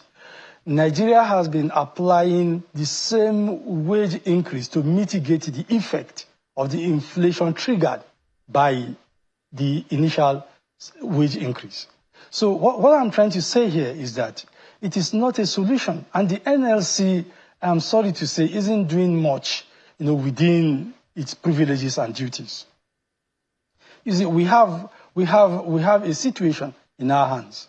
We have economic reasons why most of these states cannot do exactly what the federal government has done. In fact, the decision of the state governors, as far as I'm concerned, was a very sincere one.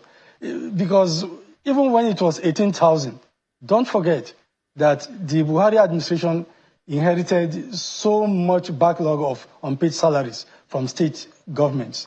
And if I had to kind of assist by way of a bailout, that was when it was even 18,000. Some of the governors owed 6 months, 10 months, some even 1 year. I mean, 18,000. And as we speak, the 30,000 that came, that was affected in 2019, up till now, some states are not even able to pay. So what I'm saying here is that, you see, the wage increase in Nigeria itself, has proven to be a kind of agent. Are we looking in the right direction, Mr. Mohammed? Are we looking in the right direction? Just 1 second. Are we looking in the right direction? Are we using the right indices? Let me link, this conversation we're having with the previous conversations we've had. Earlier, when we began this morning, we started by talking about the viability of the states. Then we went into food production, food security in the country. And now we're talking about minimum wage. All of these conversations have one thing or the other to do directly with the states. Is it that the states themselves are not viable? Is it that they do not have the capacity to produce money for themselves? What exactly do you think the issues are? Because the argument that the states cannot pay, I am not sure how Labour is even embracing that right now. Yes. The truth of the matter is that there is no state in Nigeria that is not viable. This is the truth. But the problem we have is the management of the states. That is the truth. If the states are properly managed, they have resources that can make them self-sufficient. They are very, very viable. But the hands in which they find themselves, in terms of management, determines the place of this lack of viability or not. Well, having said that, I want to make my point here that we have gotten to a point now where we must dissociate from that very saga that we started in 1974. We should try to find a way out of this issue of increasing or seeing or perceiving wage increase as a means of ameliorating, whatever, or mitigating, economic hardship. It is not. The fact that we've been doing this from 1974 till date, and it has resulted to nothing, should tell us that we must stop. There must be a U-turn. So how should Nigerians view wage increase or wages in general? What should be the view of Nigerians? Very good. The view of Nigerians, as far as wages are concerned, should be that it is not really an end in itself. It rather is a means to an end. Now, wage increase is an incentive, like I told you. Take, for instance, look at the workforce itself. The IPPIS, as at 2022, actually shows that federal government has 720,000 workers. Now, state governments, I think generally the state governments have almost 19 million and all that. So what I'm trying to say here is that look at that ratio compared to the population of the country, over 200 million, approximately. So what we should do with this is the fact that government should be encouraged to divest into economic ventures that will kind of stimulate the economy, create jobs, create wealth in the hands of the people. That is it. It is not about wage. For instance, even if labor is allowed to have, 494,000 naira, like they initially demanded, and tomorrow you are paid that amount, the fellow takes 494,000 to the market, and only for him to buy the bag of rice for 200,000 naira. What worth is that wage to him? So the monster here is inflation. And we all know the reasons for this inflation. And the reasons for the inflation should be tackled. That is just the issue. You cannot tackle inflation by increasing wages. For me, it's like. Mr. Mohammed, if you can hear me, just a second. I know that you are an entrepreneur. You are a businessman as well, so you have to also pay the minimum wage. I am, exactly. If and when that increase comes. But there is a previous conversation we had once, and someone said, he agrees with you that we shouldn't just view salary increase just as some figure there. I think he's a labor leader. He said, look, salaries are a part of the cost of production. The machines are not going to run themselves. Certainly. The errands are not going to run themselves, certainly, no matter what it is. It's certainly part of the production costs in the entire process, in the entire value chain. So with that in mind, would you still say that, and there are those who would agree with you that salaries or wages for anyone is not an end, but to that person, it's the reason the fellow is working. That's one end. A means to an end to other ends. So for the entrepreneur, for the businessman, for government, for the organized private sector, yes, the cost of production, yes, the wages is part of their cost of production. And the people who are doing the work, yes, are saying that it's not enough anymore. If you need a machine and the cost of that machine has increased, you won't say because the manufacturer, the original equipment manufacturer has increased it, you're not going to buy it. Exactly. You need that equipment. You're going to get, yes, it one way or the other. Exactly. In the same way, the wages here, yes, the people are saying, it's not enough anymore. And the cost, you can negotiate the salary, the wages of your worker. You can't negotiate the cost of your equipment. Yes. So why are we negotiating, exactly, the cost of salaries, the wages of the staff, to the detriment of the staff themselves? That is the point you have just made.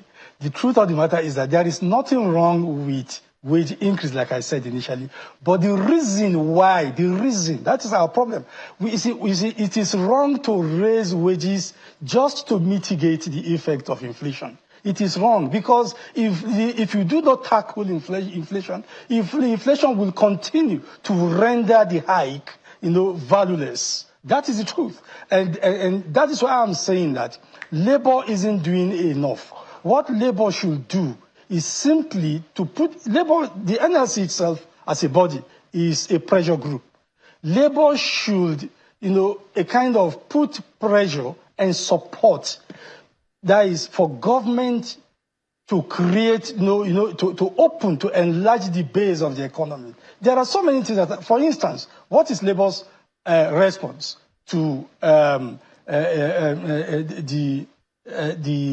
the student loan thing? Is the NEL fund. It's called NEL fund. The NEL fund student loan. Is it not meant to ease pressure on salary earners? What is labor's response to the credit corp that is talking about the consumer credit scheme? Is it not meant to ease pressure from salary earners? There are things like that. These are the area where labor should look at and encourage the federal government to divest and invest into. But when you begin to raise or hike wages because, rice is no longer 35,000, it's now 75,000, and you do not tackle the reasons why rice jumped from 35,000 to 75,000.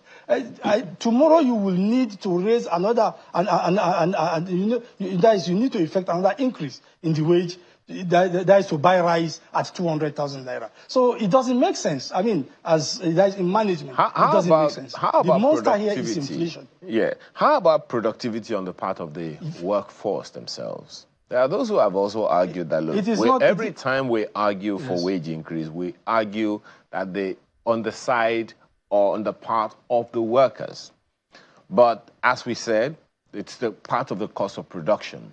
There are those who would also say that productivity needs to increase the same way wages are increasing. In fact, someone argued that, look, if you want to increase wages, it's really easy. Just be more productive. The more productive you are, the more money or the more resources available to the organization, and it is only a natural reaction, or the expected natural reaction for the worker, for the organization to increase the wages to the workforce. No one argues about the productivity of the workers, whether in the public service or in private service. They just want the organizations to increase their wages. Exactly. How do you respond to that? Exactly. Yes, productivity is key, but how to ensure productivity is simple. Is to make sure that the economy is stimulated. You cannot have productivity where the economy is not stimulated. That is one. Secondly, stimulating the economy needs, effective policies. Policies by government. These are the things labor should look at. Look at these policies. Which policy is stimulating the economy? Encourage the government. Which policy is not stimulating the economy? Discourage the government. I mean, you can call even a strike action. It's justifiable to call a strike action in protest of a government policy. This is the truth. But in terms the wages or the increase, the current demand for wages increase is not based on a kind of promoting productivity. It's actually meant to mitigate, the effect of inflation on the ordinary worker. But if you really want productivity, that is, as far as the federal civil service and the state civil services are concerned, you need to retrench redundancy. You need, to a kind of, eliminate incompetence. I mean, is labor ready for such eventuality? Because certainly there will be retrenchment if you have to effect effectiveness, productivity in the federal civil service. Interesting perspective. But generally, yes. Go ahead. Generally, yes. Generally, as far as the economy is concerned, productivity can only be achieved by way of creating the space, allowing for participation. I will give you an example of what can bring productivity into the economy and our, that is ecosystem. The federal government just released its plan, or rather, it was even a directive by the president to a kind of, to decentralize the spatial slot for electricity distribution to allow for, small capacity distributors to participate. So if you widen the base of your economy for private participation, and you widen, of course, the revenue, because what you are doing invariably is to widen the revenue of the nation itself. So all these brings about competition. First, it brings about innovation, and competition brings innovation, and innovation drives development. And you will not have this, wage increase. No. Wages are supposed to be, like I said, incentives for productivity, but not as a major tool for mitigating the effects of inflation. It is wrong. And that is why, for me, I see the ingenuity of even the president for allowing 60,000. Because when you say 60,000, or you see what you are doing The 60,000 or 62,000, what you are doing is to increase the cost of personnel. And, you know, the cost of personnel bloats your recurrent expenditure. And your recurrent expenditure, when you bloat it, you are reducing the capacity, you know, for capital expenditure. How can you create jobs if you don't have the capacity, you know, to execute capital project? How can you stimulate the economy if you don't have capacity to, you know, execute capital project? So these are questions that begs for answer. So the labor union, as far as I'm concerned, NLC should face reality at this point. We started this whole mess from 1974, and I'm telling you that apart from the Udoji Commission that said increase wages to a kind of stimulate effectiveness, promote efficiency in the civil service. Every other increases has been to mitigate the effect. You know what? Your description of it right now, it sounds more like a privilege and not a right. But I think we have since moved past that one with the ratification of Nigeria of ILO, you know, edicts and all of that. But let's have let's take another leg to this conversation. You talked about. No, excuse me. Okay. Go ahead. Yes, you see, wages is a right. Wages is purely payment for service. It is not a privilege. Exactly. So it's an end. What I'm saying is on one hand. No, what I'm saying. Excuse me. Get me right. What I'm saying is that wages should be increased for reasons of productivity, efficiency, and effectiveness of service delivery. And not just as a reaction to inflation. As a mitigation for exactly. That is just it. I mean, and that is what labor is doing, and it is wrong. But and that is why there is something that you spoke to earlier. You've explained all of this point quite significantly, but there is something that you spoke to earlier, and you talked about the likelihood of people losing their jobs as a result of wage increase. But you also you're also talking about the risk of the organization losing its best hands.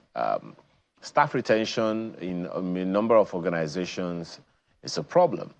And with high turnover of staff comes lower levels of what they call organizational memory, institutional memory. And without institutional memory, the challenge remains that people will not even have enough understanding of what is coming. So every time you have a new staff, you have to start all over again to be trained and train. So that's another bargaining chip, if you ask me, for labor. The more you retrench staff, the higher the turnover of your staff, the lower the institutional memory, and the higher the cost of production. This scenario does not directly apply to the civil service for me, because the civil service, you look at the civil service has this conservative system of dynamics. You see, civil servants are mostly employed based on political convenience and consideration. This is the truth of the matter. That is why when you go to either a state or local government civil service or even the federal civil service, you find people earning salary irrespective of what they do. Situations like this are not obtainable or are not even acceptable within the organized private sector. You can't get that done. So, and that is why I'm saying that if at all you want to compel, that is the state government, for instance, to pay the amount labor is demanding, on the ground of efficiency and effectiveness, certainly there will be retrenchment. Exactly. How do you handle that? But again, we do not need to go into that because we are in a situation whereby we need to create at least jobs. We create jobs, not to create unemployment. Rather, we create employment now. Now, in wanting to create employment, you don't encourage government to retrench. But rather, what you do is to encourage the government along the line of deploying policies that will mitigate the effect the adverse effect of inflation on the people. I mean, that is it. That is what labor should be doing. It's not asking for wages. You're asking for wages. Even if you are paid 1 million naira today, like I said earlier, and you go to the market to discover that you have to use 500,000 out of your 1 million naira, which will take you the next 1 month to get again on just one bag of rice, what is the worth of that 1 million naira to you? It is worthless. Is it not better that you are paid 30,000 naira and you go to the market and buy the bag of rice for 500 naira out of 30,000 naira? I mean, labor completely, for me, has no moral, reason to go the path it is going. Come back. It is not the issue of wages, it's not increase. No. What the monster here is inflation. Inflation, particularly on food, inflation is eating up the nation. So what do? Deployment of policies. Exactly. Deployment of policies. And now you sit down. I just mentioned, I will give you an example. This government, not too long ago, awarded a contract, a road contract, infrastructural prioritized contract, from Lagos Calabar Coastal Highway. First time in the history of this country. The total worth of that contract is 15 trillion naira. Even though there are PPP aspect of it, the federal government is simply responsible for 30%. 70% is coming from the private sector. Is that not an investment, a private investment, a direct investment in our economy? Do you know the amount of jobs, the amount of trades that are going to be created by this? And the same government under this president has approved for award, though there is Sokoto Badagry. But in whichever way we look at this issue, Mr. Mohammed, we cannot denigrate or remonstrate the fact that the reality of the Nigerian is the reality of Nigeria. Of the Nigerian, from Sokoto to Calabar, from Maiduguri to Lagos. It is the same experience people are having all of it. In fact, there are states who have it worse than others. The question of an appropriate minimum wage is definitely a significant one. Well, we could continue this conversation over and over again, Mr. Mohammed, and the issues will continue to come up, because I would love, for instance, to have asked you whether or not you think the states that we should have an equitable, we should have a same, minimum wage across board. But please don't answer that one. Maybe some other time we'll have this conversation. No, by the way, your response, Oyekunle Damilola, is asking that the wages should be increased and other issues resolved as well. Well, that's what this whole conversation is about. Danjuma Mohammed, entrepreneur and business affairs, public affairs analyst. Thank you so much for your time. Truly appreciate your time with us today. Thank you. Thank you very much. Now, when we return, all the conversation comes back to one place. I'll tell you where when we return from this break.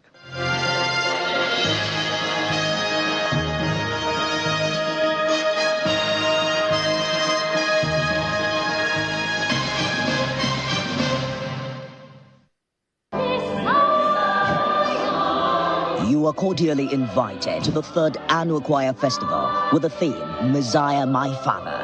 The Choir Festival will feature the winner of the 2023 edition, New Wine Ensemble, the host choir, Tabernacle Choir, other competing choirs, and several observant choirs. Star prize, 3 million naira. Second prize, 1.5 million naira. Third prize, 1 million naira. 10 observant choirs get 250,000 naira each, totaling 10 million naira, plus other consolation prizes and winners in other categories. Date is Sunday, 16th June 2024. Time 12 noon prompt. Venue Abraham Tabernacle, Oba Irinwale Road, GRA Shagamu, Ogun State. Chief host, His Excellency Otumba Engineer Benga Daniel, FNSE, FAENG, the Ashiwaju of Remo Christians. The Choir Festival, improving the art of singing in our churches. About the minimum wage, all of it comes back to one place: the family. Because whether the states are going to be viable or not, it's either a father or a mother that is working.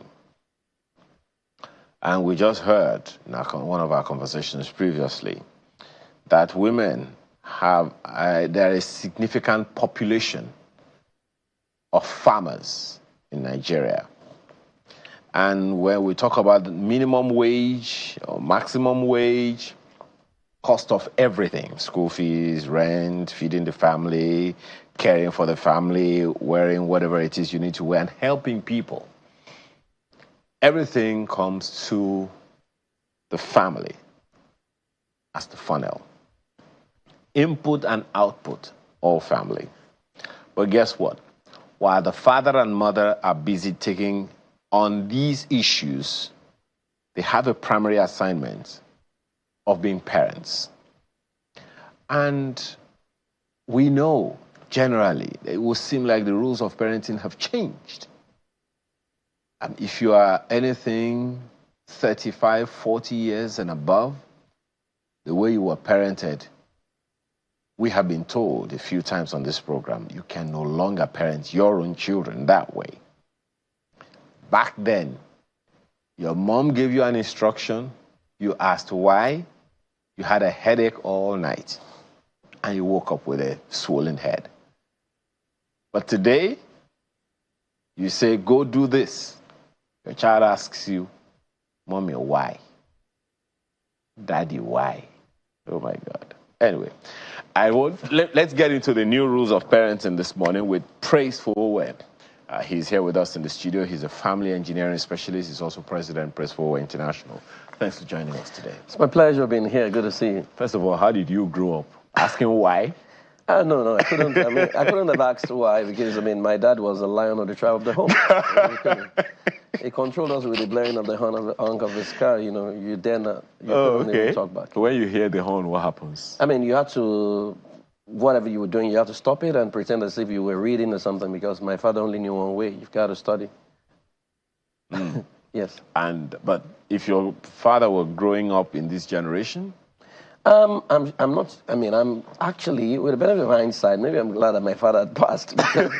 I'm not sure he would be able to relate at all, with what happens right now, where your children can question you, you would have to explain, you would have to negotiate. It wasn't my father's style. My father was very, I say to people, that I don't steal, and I don't steal. When I get into church and people say, it was when they go to church, they stopped stealing, Jesus took control of their life. That wasn't my story. I couldn't steal because my father conditioned me not to steal. So he puts a coin on his table, he uses a pencil to circle the coin, and then he sends you to his room to bring something. If your hand mistakenly moves the coin out of the cycle, he calls it attempted stealing. And wow. Yes, and he will flog the leading daylight out of you, after which he asks you to pull out your pocket, and he will tell you that if you steal the money that is not yours, it tears your pocket, and when you make your money, it never stays. So that was the conditioning. So even as an adult, when I do projects for government, if they had leftover, I retired it to the state government, because that was the conditioning I was given. Yeah. So it starts with conditioning, is that what you're saying? Well, that's what it used to be, which is what has now become what we call scripting. But now, instead of the corporal punishment way, it's now subliminal scripting is what it is. And so you need to change a little bit because a lot of things have changed. The dynamics have changed. You now literally have to create your own village because, of course, the villages we had then were much more viable than what we have right now. And so that's why we talk about the new rules of parenting right now. It doesn't mean that some things have changed or will change. It's just that the application of them, the principles remain the same. Is how you apply them. Okay, let's begin with, when we talk about parenting, we're talking about children. Yes. Well, let's begin with the parents. So this parent is a mother. However, first of all, she's a working woman. Yeah. She works she leaves home very early, comes home late, and even when she gets home, she's still working. She's cooking. She's a wife. She's a sibling. And she's responsible to so many people. She has uplines that she has to report to, breathing down her neck. She has downlines that are making or could be making life difficult for her. She works in the private sector and in the public sector. and she has expectations, she has hopes, she has dreams for herself. Yes. She has a purpose in mind. Yeah. And at the end of the day, she's a parent. First of all, let's talk about that parent. Let's begin from there. So, this parent was in the same traffic you almost got caught in this morning. All night yesterday. So let's start with that it starts with wholesomeness, and that's what we talk about, and that's why the modern parenting is totally different from what it used to be. That if you don't know how to self-nurture, which is self-awareness, understanding of yourself and your dynamics and what you're dealing with, you will not understand that there is the you, which is your identity, but then there are different roles that you play. Each of those roles have got role description. And so if you don't know how to switch from one role to the other, for example, the woman you described, unknown to her, had switched to a feminine mode, a masculine mode. Because at work, you work like a man, especially if you're a C-suite executive or if you're a leader, you have to give instruction, you back out instruction and all those things. Now, unknown to her, she's been subliminally reconditioned to a state where when she gets back home, if she doesn't understand that, hey, I'm out of work, I'm back home, she's going to forget to switch back to the feminine mode. So she can come home and begin to back instruction as her husband, still looking at him like a staff and he's going to fire, and then the man is looking at her to say, hey, I'm the king here, and things like that. So what we say is self-awareness and wholesomeness is key. Unfortunately, many people don't have a wholesomeness routine, that they follow. Because Nigeria is stressful already.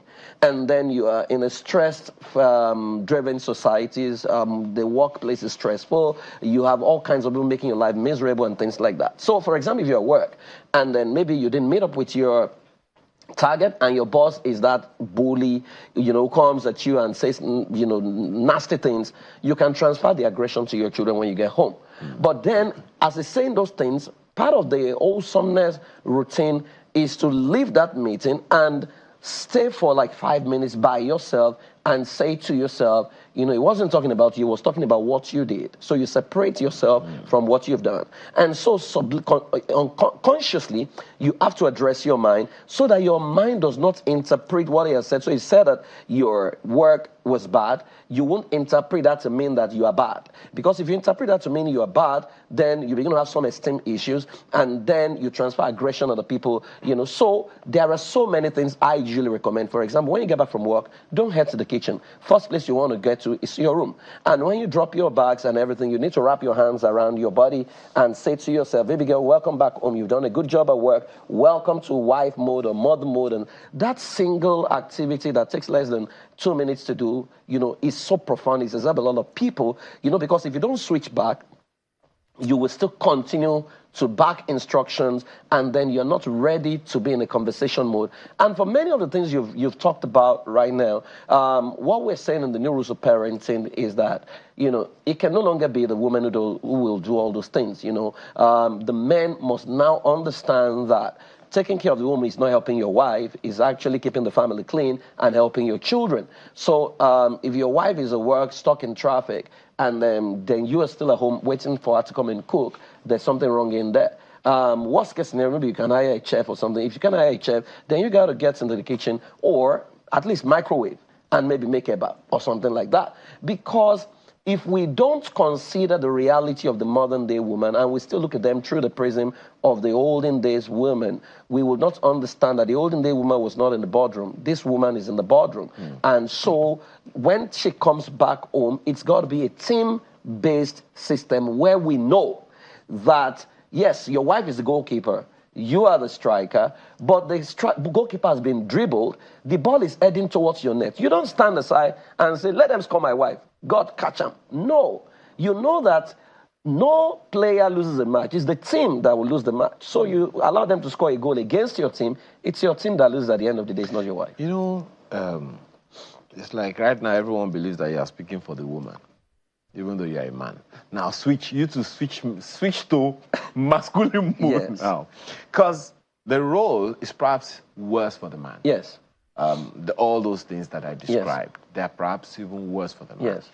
Plus there are, of course, generally we hear that men don't talk. Yes.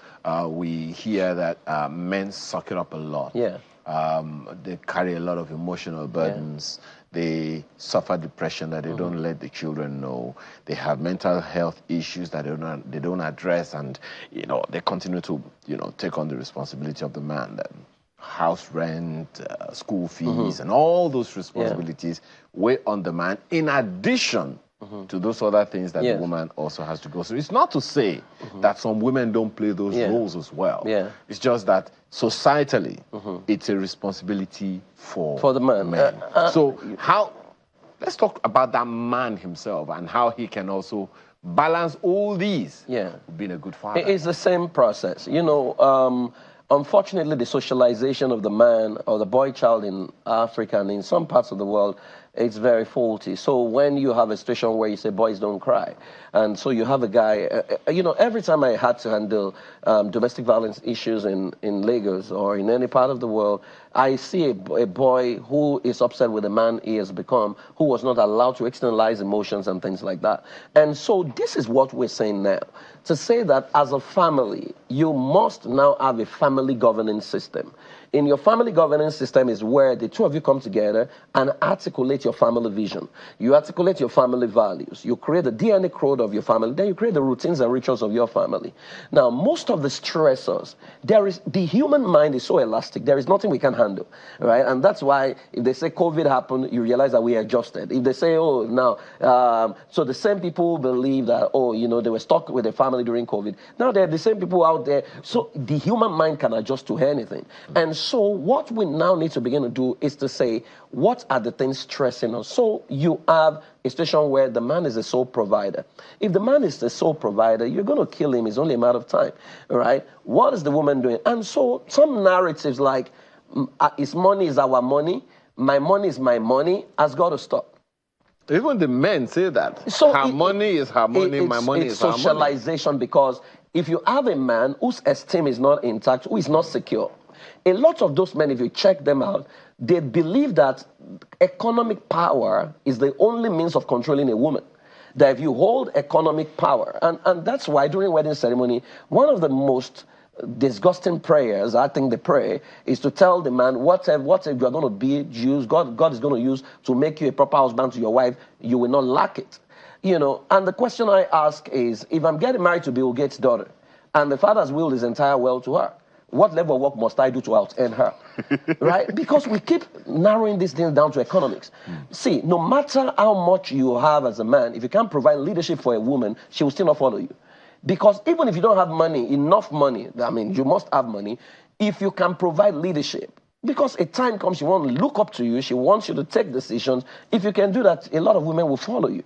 And so we are not teaching men to be that leader who can cast a vision for the family, who can handle things, who can properly communicate, because we suck it in. We tell other people we don't have the capacity to listen to our wives. And so you realize that we have not learned how to process emotions as men, because we just move on. We just believe that, okay, I'll be fine.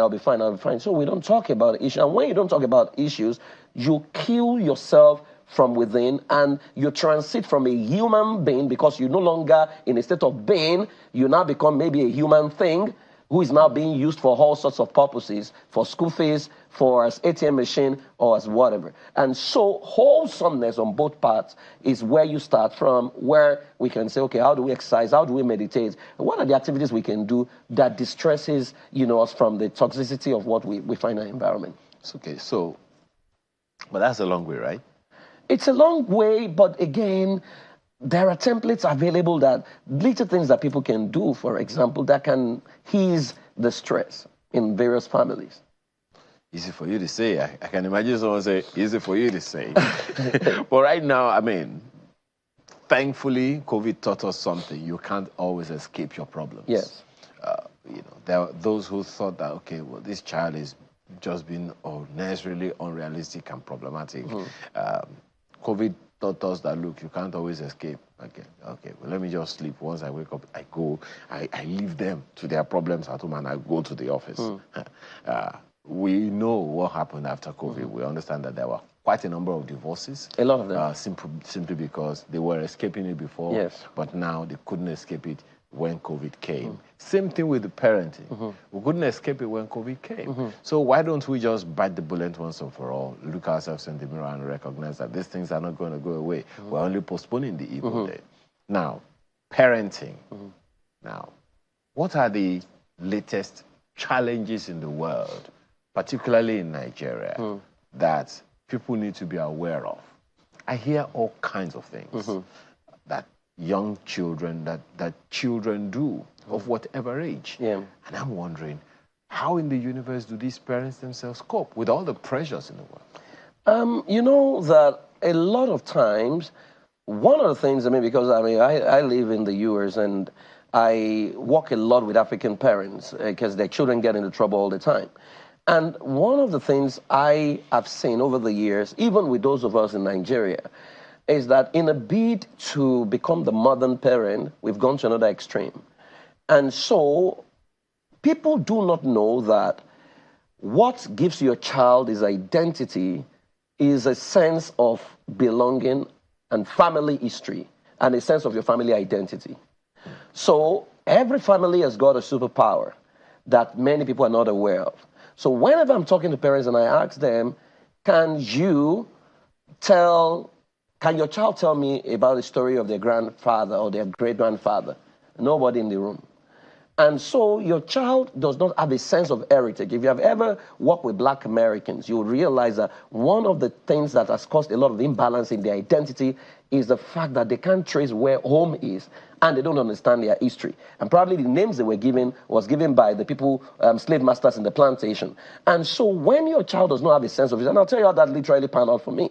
I was in a meeting one day in the US, and it was a meeting filled with all whites, and and it was time to introduce myself. And some guy, he was making a racial slur, and he said, "Oh, black man," I was the only black man in the room.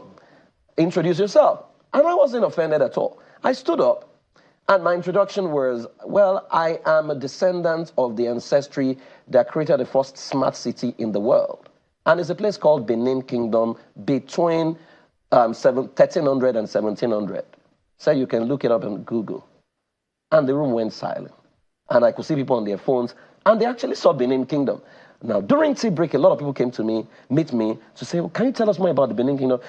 So I said to people, if I didn't have a sense of history, I would have felt very bad. But it was an opportunity for me to lecture them of what heritage I had, of what home and what family was like.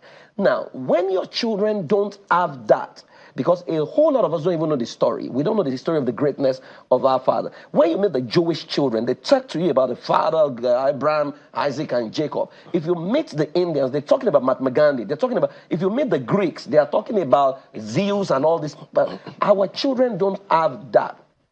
And this is the missing link that we are not paying attention. Even when they talk to them about the black family, black month in America, they're telling them about blacks that they don't. They're not going to tell them about Nnamdi Azikiwe or Obafemi Awolowo or Ahmadiyya or something like that, because we have literally lost a sense of history. Now, if you have lost a sense of history, your identity is already compromised. Now add that to parents who themselves were subjected to dysfunctionality in their upbringing by the people in their lives who didn't understand the superpower they have. And so you have a situation where people who needed parenting are now parenting other children. And so everything they see online on how to raise children becomes the thing to do. So they'll say, okay, you know what, you don't talk to your child, you allow children to do all, and that's why you have a situation. There is a drug pandemic in Nigeria right now, drug use. You are seeing a lot of children right now, they're reporting in our offices who are suicidal, who are dealing with depression. And so you look at something like as serious as depression. Why are young people dealing with depression? Why didn't we deal with depression? Because resilience was built into our way of life growing up. You walked to school by yourself. There were no mobile phones, and your parents trusted you to come back home, right? But now, even with mobile phones, an average parent is afraid. They may kidnap myself. So they live in an enclosed place. They can't live within the society. And because everyone now has a voice, everyone now has their truth, you can't even correct other people's children. And once your child does not have a sense of identity, a sense of history, and a sense of village, it becomes a free-for-all. social media becomes the next parent. And so they will feed their values from social media, and it becomes a free-for-all, and that's where we're at. So essentially you're saying if we're going to parent, the parents need to first of all value their own parenting. Absolutely. They need to, that's what we call parenting charter. Parenting charter is the two of you auditing the way you were raised and asking yourself, which of us had the better parenting experience? If it was your wife, then let her design the system that produced her, because there are things that parenting will teach you normally. Like I mentioned the issue of stealing. I don't steal. I don't go late for meetings because my father will tell you it's arrogance for the people to be waiting for you. He said humility is when you are waiting for them. So even in my organization, we have a policy of 30 minutes arrival before time. We will do everything to ensure that we don't go late, whichever way. And so you realize that when there is no parenting charter, that you can now build into system. Let me tell you, the difference between the old parenting model and new parenting model is now systems. Because you now live in a world that is systems-driven and no longer emotion. The older model was emotional, so your father beat you for what you didn't even understand. And when they eventually found out that they were wrong, they never said sorry to you. They would now say, okay, maybe there was something you did and God wanted to punish you. But that's which you just said now, leads to the fact that there are people who are still holding on to those things against their parents, dead or alive. Absolutely. And carrying that into their own parenting. Yes. Yeah, in fact, trauma, an average parent in Africa is a walking trauma. And that's why the first thing we do with people is to take them through a self-healing process. Some of them are living in unforgiveness. Some of them, I always tell people, how you know that nothing has changed in your parenting? If your children are already accusing you of what you used to accuse your parents of, it's just suddenly, what it means is that it's the same software that powered your parents that's powering you. And so you have a situation where a child spills water at the age of 4, and the parents beats the child. The question is, spilling of water at age 4, is it a bad behavior or an expected behavior for a 4-year-old? It's expected behavior, but you were beaten for being a child. You made mistakes, you were beaten. And so now you are beating your child who is going to beat his own child, because that's what we call generational pattern. So what parents need to do is to first of all come to terms with the fact that, you know what, I was traumatized. I did that. I was always shouting. But then I realized that my shouting was trauma. Because my father, if he wanted to correct you, you know, if you have watched your Yoruba movie, the way they call, what they call a pepa, they call you as if you wanted to die. Praise you! You know, and it's oh! That was the way, you know, you were called. And you were already traumatized, so I even heard and praise you. In fact, the moment you hear your name, you have fear. Yeah. What have I done To again? talk to my dad, I had to do sign of the cross. I had to commit his heart into God's hand. In fact, the time I freely talked to my dad was when he was 60, and he passed on at 62 or thereabout, right? And so I didn't have that father-to-son interaction of hugging me, of doing all those things that parents. So when my mom came to my house one day, in the early days when my son was young, and my son was playing drums on my head, you know, my mom felt a bit uncomfortable. And I knew what was happening because her mind quickly went to her husband, who was my dad, to say, oh, wow. And so she told my son, she said, King, you are very lucky. Because fathers were lying on the tribe of the young. You couldn't hug them. You couldn't get close to them. So there were so many things in our life that we had to learn by ourselves. Who taught us about sex? Many of us in my generation learned sexuality through a magazine called Lolly or Dowda the Sexy Guy. That was how we learned it, right? And that was a bad, sex educator, right? So if you didn't teach your child about sex, if you didn't teach your child about emotional awareness, what happened? And it's not because you are bad. It's simply because you were not taught and you need help. And that's why we say to everyone that the first thing you have to admit is that I have trauma in my life and I need help. So we take them through healing the inner child exercise, where the child in you that was not allowed to grow is allowed to freely express the pain you feel. And so you see a lot of grown-up men crying in sessions because that trauma, they bottled it over the years. And once you go through that process, you realize there's alignment between the child in you and the adult you become, and then you can now learn skills that requires. For example, you are shouting on your child, screaming all the time. I have created a simple process that has helped a lot of parents. It's called perceptual code. You are shouting on that child because of how you see that child, right? If you say every child in my family is a royalty, the question is, how do you raise royalties? How do you correct royalties? How do you communicate with royalties? You don't shout on royalties, But if you say, it's my child, because many of us don't actually respect the child. We respect people above us, but we don't respect each other because there's something in you that says, I gave birth to you. I saw you when you were born. I'm paying school fees. So why should I respect you? But every human being deserves some respect. Okay. I think the takeaway, one major takeaway from you today is that mother and father should sit together. Yes. Audit their growing up. Yes. So that the one who was raised like an area boy should humble himself. Absolutely. Or herself to the one that was raised like a human being. Yes. Okay.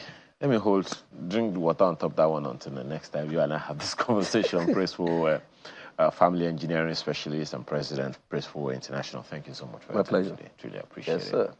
Okay. Well, now you know. Call mommy or call your wife or call your husband. Have this conversation. We'll be right back. Alibaba is here.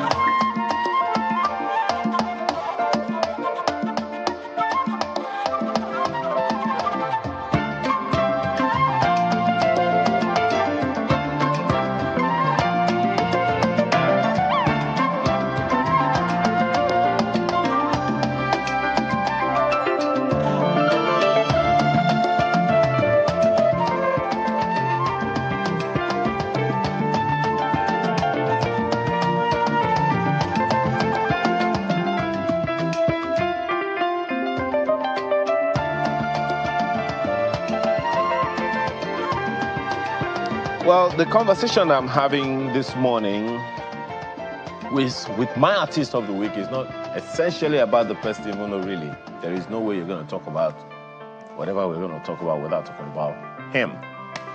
So let's have this conversation this morning with Atunyota Alleluia Pobrome. Oh, okay, you know him as Alibaba. They call you Alibaba. Thanks for being here again. Thanks for having me. How's it been? Oh, okay. We were swimming with the tide of the economy as much as we can. Between January 1, the January first concert, and today is May 8th. June 8th. It's June. June 8th. How far so far? Well, most of the things that we do have been dictated by the exchange rates. Fuel prices, and then unpredictable volatility of the economy. So those are the things that we've been battling with. So it's not funny. When I said unpredictable, it's that some things that have been happening are things that people have not prepared for.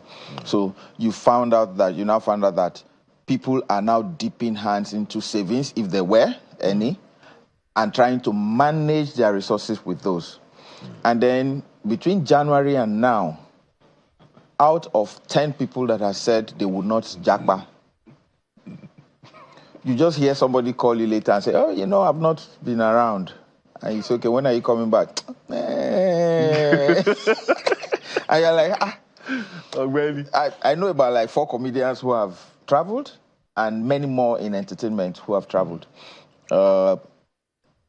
The sad thing is that some of these people who are traveling are some people who seemingly could have survived in the economy because of the talent that they had, the potentials and opportunities that had come to them. So when you find those kind of people jackpying, you're not thinking, what do I have over these people that I'm still here? Right? Is it patriotism? Is it family ties? Is it hope and expectations? Maybe investments. But maybe investment. No, but many people are liquidating investments and traveling.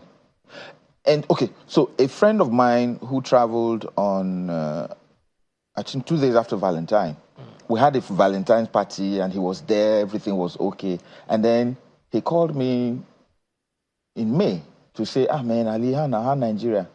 I said, you are here too? And I said, no, that he left February 16th. I said, what happened? He said, oh, no, that he had weighed it over time, that if he was spending X amount of money in raising 3 of his kids, it would be good if somebody takes off the cost of education from him so that he can then express himself in the other ways and have a good life. And he also said that if you raise your children, and after you raise the children at the age of 21, 22, you still have to be taking care of them, then it's good to go to a society where if you raise them up to 18, 20, they can begin to take care of themselves or find work somehow. You know, besides, if you raise them in a certain community, country, by the time they've done 4, 5, 6 years, certainty is what you can say about citizenship. And so they then have dual citizenship and you've opened more opportunities for them to survive and succeed. So, you know, we'll go on and on about that one. It's not what I want to talk about, but I just love to talk about opportunities. And it's something that you also have been able to help some people achieve. I asked you how far so far because I know that in another 7 odd months, the January 1st concert. The January 1st concert will happen again. And I also know that you have spontaneity and you also have these global tours from time to time. But what I would love, because every time I have someone like you, like, you know, the big guns in the industry, in the creative industry, I want to talk about industry issues with you. Because there are those several people who are starters, have no idea where to dip their leg, first step. And so they just saunter around, they just struggle, and then somehow they just find themselves somewhere and struggle out of it, on and on and on like that. So talking about the creative industry, I dare say that the creative industry is new in Nigeria as an industry, maybe in practice over centuries old. What's the potential of the creative industry in Nigeria for development of the nation? Okay. In 1 or 2 lights. I know, and you do as well, that you can't talk about India without talking about its music and its movies. You can't talk about the US without talking about its music and its movies. I know, and I dare say, that Nigeria, as in many African countries, have better music than these two, okay, well, maybe except India, than several other countries in the world. So, what's our challenge? What's the potential that we are sitting on? Okay, so a few things need to be noted. One is that the potentials are there. Mining them and developing them is a problem. And then you also then have, over the years, a system where the government has also failed in helping to develop that. Or when institutions that are supposed to help develop those talents shape and groom those talents to achieve better potential, value propositions, fail to do so. And I'll bring to light the point I just made now with these few examples. Because the creative industry is the second largest employer of labor after agric. So where you have farmers and all that, the next largest employer of labor, of youths especially in Nigeria, is the creative industry. But you see, government over time have failed to realize that this large industry needs development, needs support, and even needs structure. But you see, government has looked at the areas where they get the large chunks of money and helped those sectors to grow and failed to help our sector to grow. At the time government built the National Theatre, it was called the National Arts Theatre because it represented all arts. You would have thought that going with that policy, there should be a national policy that also targets development of the arts, but they did not. So they built the National Arts Theatre, achieved the purpose it was built for, because it was not built to develop the arts. It was built to dam the West that excluded us from the Committee of International Nations because we're a military government. And the military government felt, okay, for damning us, we'll build the National Theatre, we'll organize a Festival of Arts and Culture. And we'll build the National Theatre with the design of a soldier's cap. Though we borrowed it from the Bulgarian replica, it was a replica of the Bulgarian. But you see, the purpose of it was achieved when Festac was done. And after Festac was done, government did not think they had need for it again. Now, after building that kind of place, you would have just situated like 4 or 5 places around there and started a college of arts. And college of creative arts so that people can... The National Theatre itself would have helped to blossom a lot of talents that would have helped by now. There are quite a number of people who still trace their professional history to the national. When I came to Lagos as a budding comedian between 1989 and 1990, National Theatre was where everybody went to tap from experiences of people who were before us. You met people like Tunji Shotimiri. You met people like the Oladipo Theatre people, Jide Kosoko, Ojo Oladipo Theatre, Babasuwe, all of these people, Oga Bello, they were that's the Oga Yellow, what's that? Yellow? Alabi Yellow. Alabi Yellow. Yeah. All of them were coming like Tongo Oni and all that. So you gleaned from their experiences. So it was an informal education. Yeah. You get an informal education from those places. But you see, government did not push it. But government set up PTI for people who were interested in petroleum industry. They set up War College for people who were interested in, they set up... Then they set up TV College, which was important to feed NTA. And also, but you see, gradually, government then neglected NTA.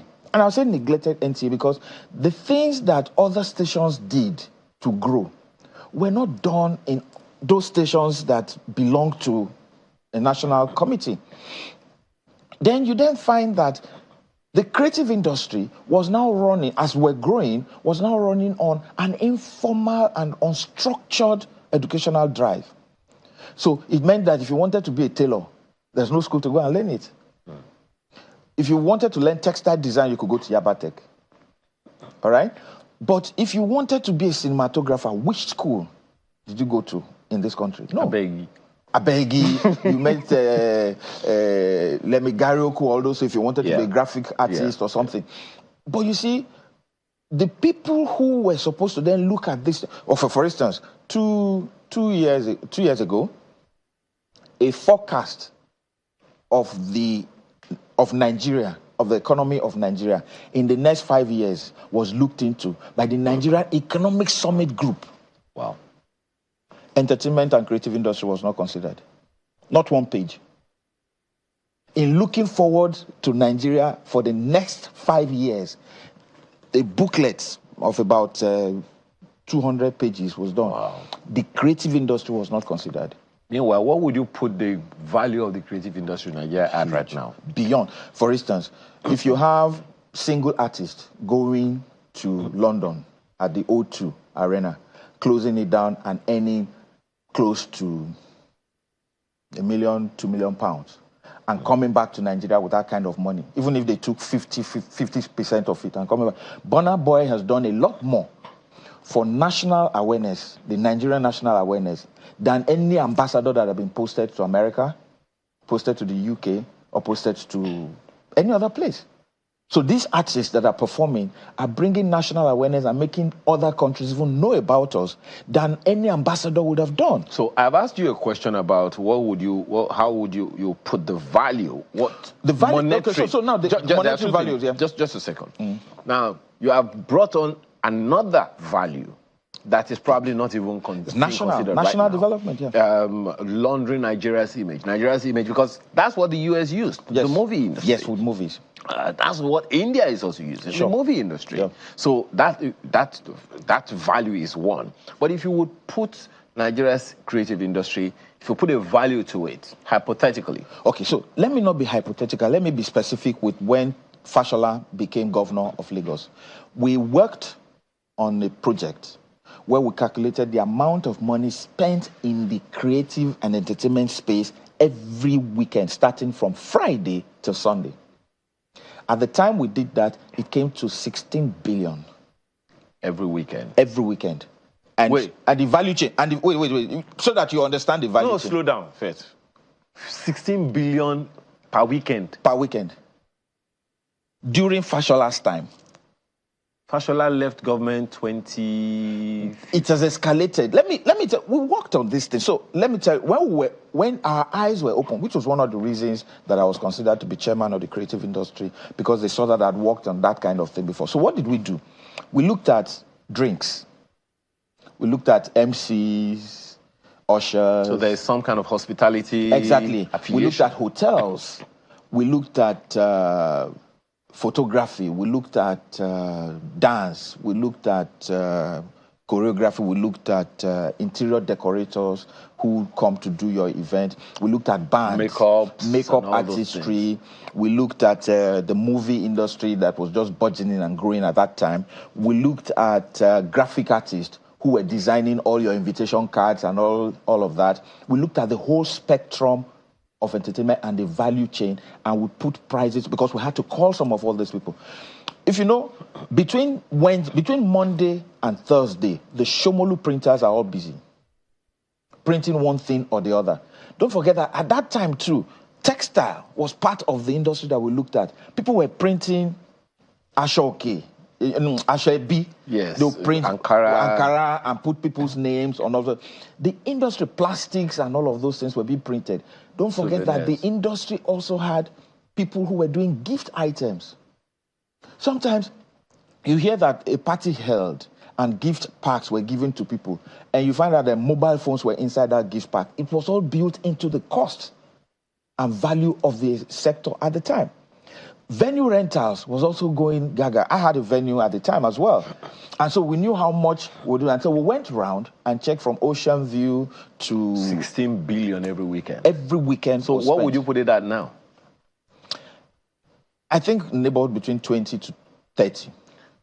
Per weekend? Every weekend. And now our weekend starts from Thursday. Okay, slow down. Multiply that by 52. 52 weeks. 20 billion. Let me tell you. I'm running out of time. No, let me tell you what the part that a lot of money actually goes into is drinks. The amount of alcohol that is consumed in Lagos alone, if the VAT of it is calculated, so no state that banned VAT. Don't go there. So this is just for Lagos. For Lagos, 20 billion. Every weekend. Every weekend. Multiplied by 52. 52. Yeah. Now multiply that by, on the average. On the average. 36 states. Sure. But you know, it's not like that in every state. And Okay, that's why I said on the average. Because that's what I'm going to. So some states, especially the ones that banned consumption of alcohol, will not get up to that. They probably do about like 2 billion. But we all share the money. Anyway, we all share the money. Okay, so we all share the money. To the value, because I have only 3 minutes. To the value. So what would then do? That's just for the money. You've given me something for my news. Right. But the other value of orientation. So the national orientation is important. Don't forget, New Masquerade back then used to tell us about currency change, used to tell us about character, used to tell us about environmental cleanliness, used to tell us about respect and queuing and respect for elders and having proper education. Zebudiah they'll bring an issue. Zebudiah would tackle it in his own way and tell you, oh, okay, maybe Jide Shokoya says that there's somebody who brought a contract. Jagede Shokoya, there's somebody who brought a contract. He wants to do it. The money is from civil service. We'll just increase it. And then at the end of the series, the episode, you find Zebudiah telling you that if you take bribe from somebody, you are killing the economy. Some of all those things are all disappeared. Now, the guy before, Praise, you interviewed before, Praise, talked about the eroded family values. We had a show that was the only thing that spoke to children and told them about culture, value, respect, honor, hard work, team spirit, family values, and in Tales by Moonlight. But you see, they jettisoned it and gave the time to a church on a television station that was national. After Tales by Moonlight was taken out, what other program taught children values on our television spectrum? None. But you see, those kind of things. So the national orientation too was also, they had a program called Sunny Side of Life, where Patrick Itoye was anchoring and taking people through different aspects and made us have serious patriotism and nationalistic values. It was taken out. But music and movies are doing that now, which is what you talked about when you mentioned Burna Boy going out. So you hear Burna Boy is going for a concert. Nobody goes there to say, oh, Burna is a Port Harcourt boy. No. Burna is not Nigeria. Yoruba. No. Ashake is playing. You see Igbo boys singing and dancing to the song. And outside Nigeria, I even saw one Beninoa band playing the song. Loli at the top. What's it called? Timaya's song. They don't kill it, them papa, was played by a Russian orchestra. So the thing is that we have these values that we have jettisoned. But what we're saying is, creative industry has beyond economic potentials. We have family potentials. We have international potentials. And we have a lot of things that we can do using the creative industry. But the government needs to do a lot more for the sector. And it's not about cash. Don't give cash. Okay, there's a video of me where I said that to Jonathan, that the more you give money to people in the creative industry, the more you lose the essence of it, because not everybody will get the money. Instead, build the platforms that all the people in the creative industry will key into. Okay. Well, you know, when are we going to have part 2? Don't answer that question yet. I'm going to ask my producer, because it's a very important one. I'm not even able to ask you what next from Alibaba, but hey. January 1st is still coming. I was still doing spontaneity and giving out cards. And we are still going to be here on December 27 or 28. Oh, yes, yeah. So that's for this thing that we do, yeah. DSS. You'll still be arrested. I'll still be arrested again. Thank you so much for being here. Thanks for inviting me. Always. Well, that's the show today. That's been Sunrise this beautiful Saturday. Thank you so much for the privilege of being a part of your weekend. Have a beautiful one. I'm Ayo Makinde. Bye for now.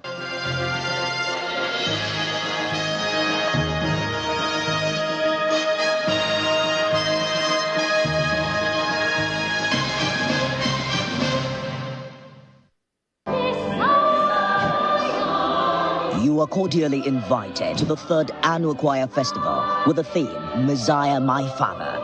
The Choir Festival will feature the winner of the 2023 edition, New Wine Ensemble, the host choir, Tabernacle Choir, other competing choirs, and several observant choirs. Star prize, 3 million naira. Second prize, 1.5 million naira. Third prize, 1 million naira. 10 observant choirs get 250,000 naira each, totaling 10 million naira, plus other consolation prizes and winners in other categories. Date is Sunday, 16th June 2024. Time 12 noon prompt.